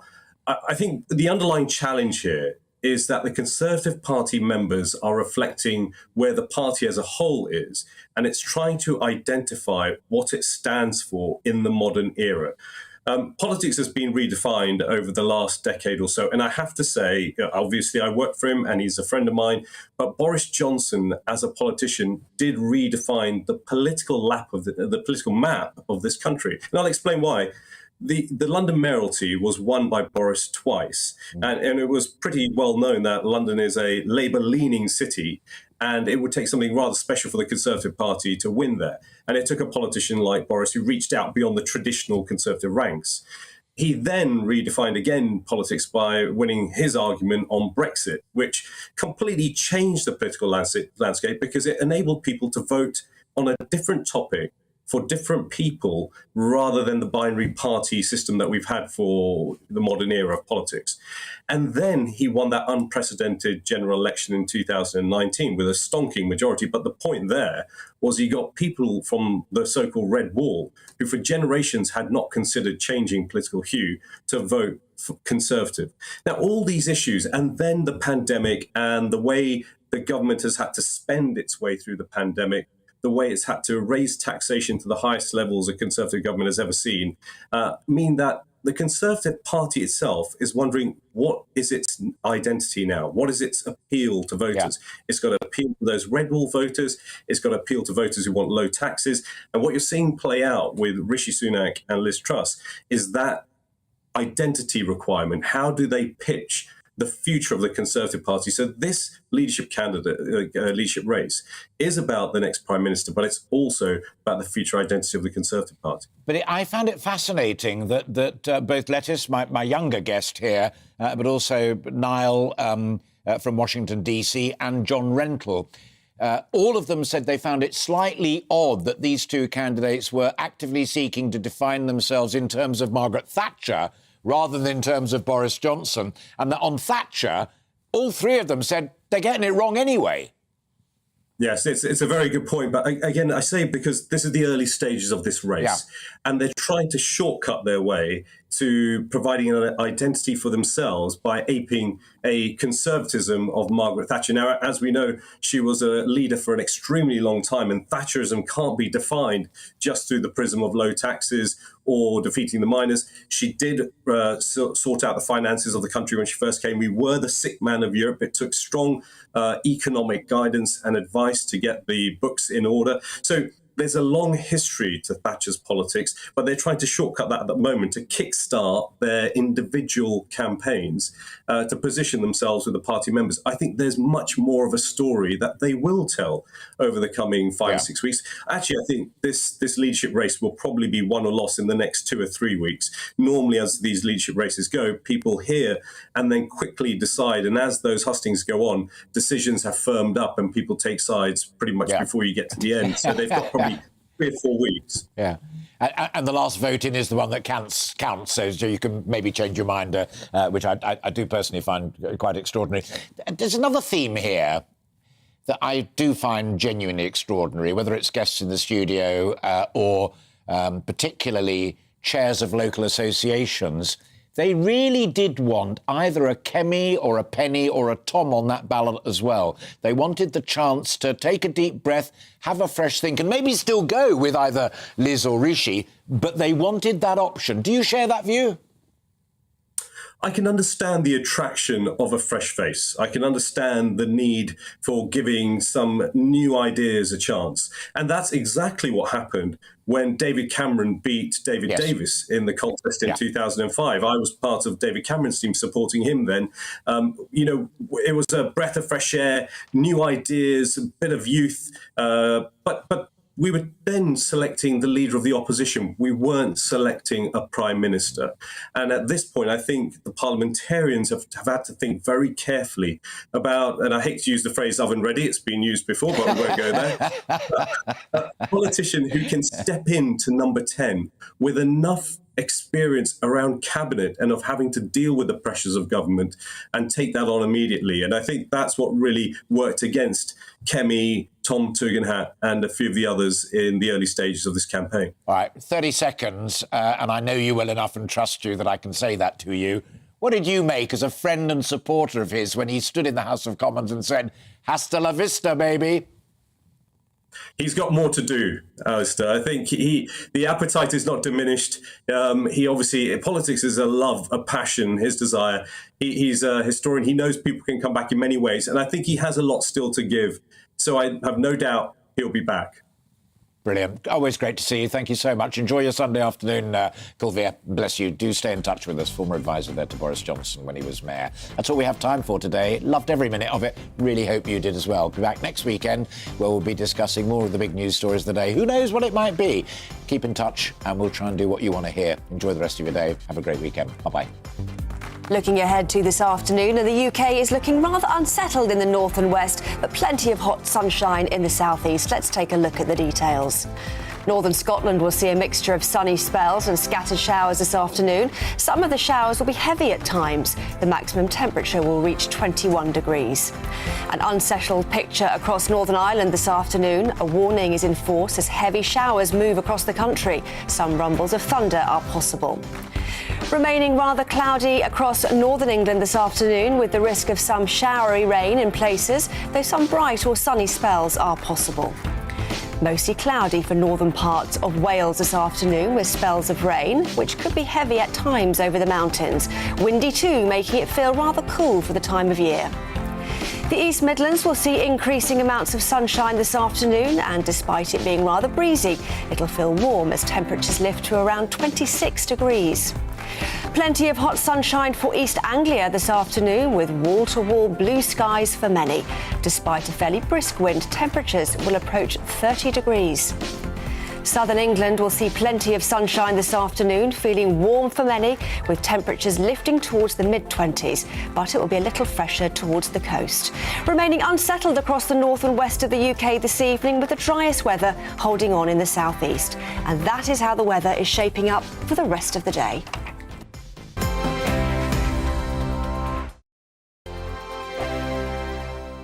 We are GB News. We're right across this great nation. On TV. On radio. On digital. Absolutely everywhere. We don't talk down to you. We embrace all voices with honest and civilised conversation. We are not part of the establishment. We're one of you. And we're only getting started.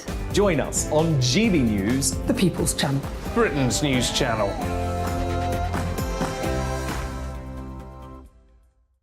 Hi there, it's Stephen and Anne.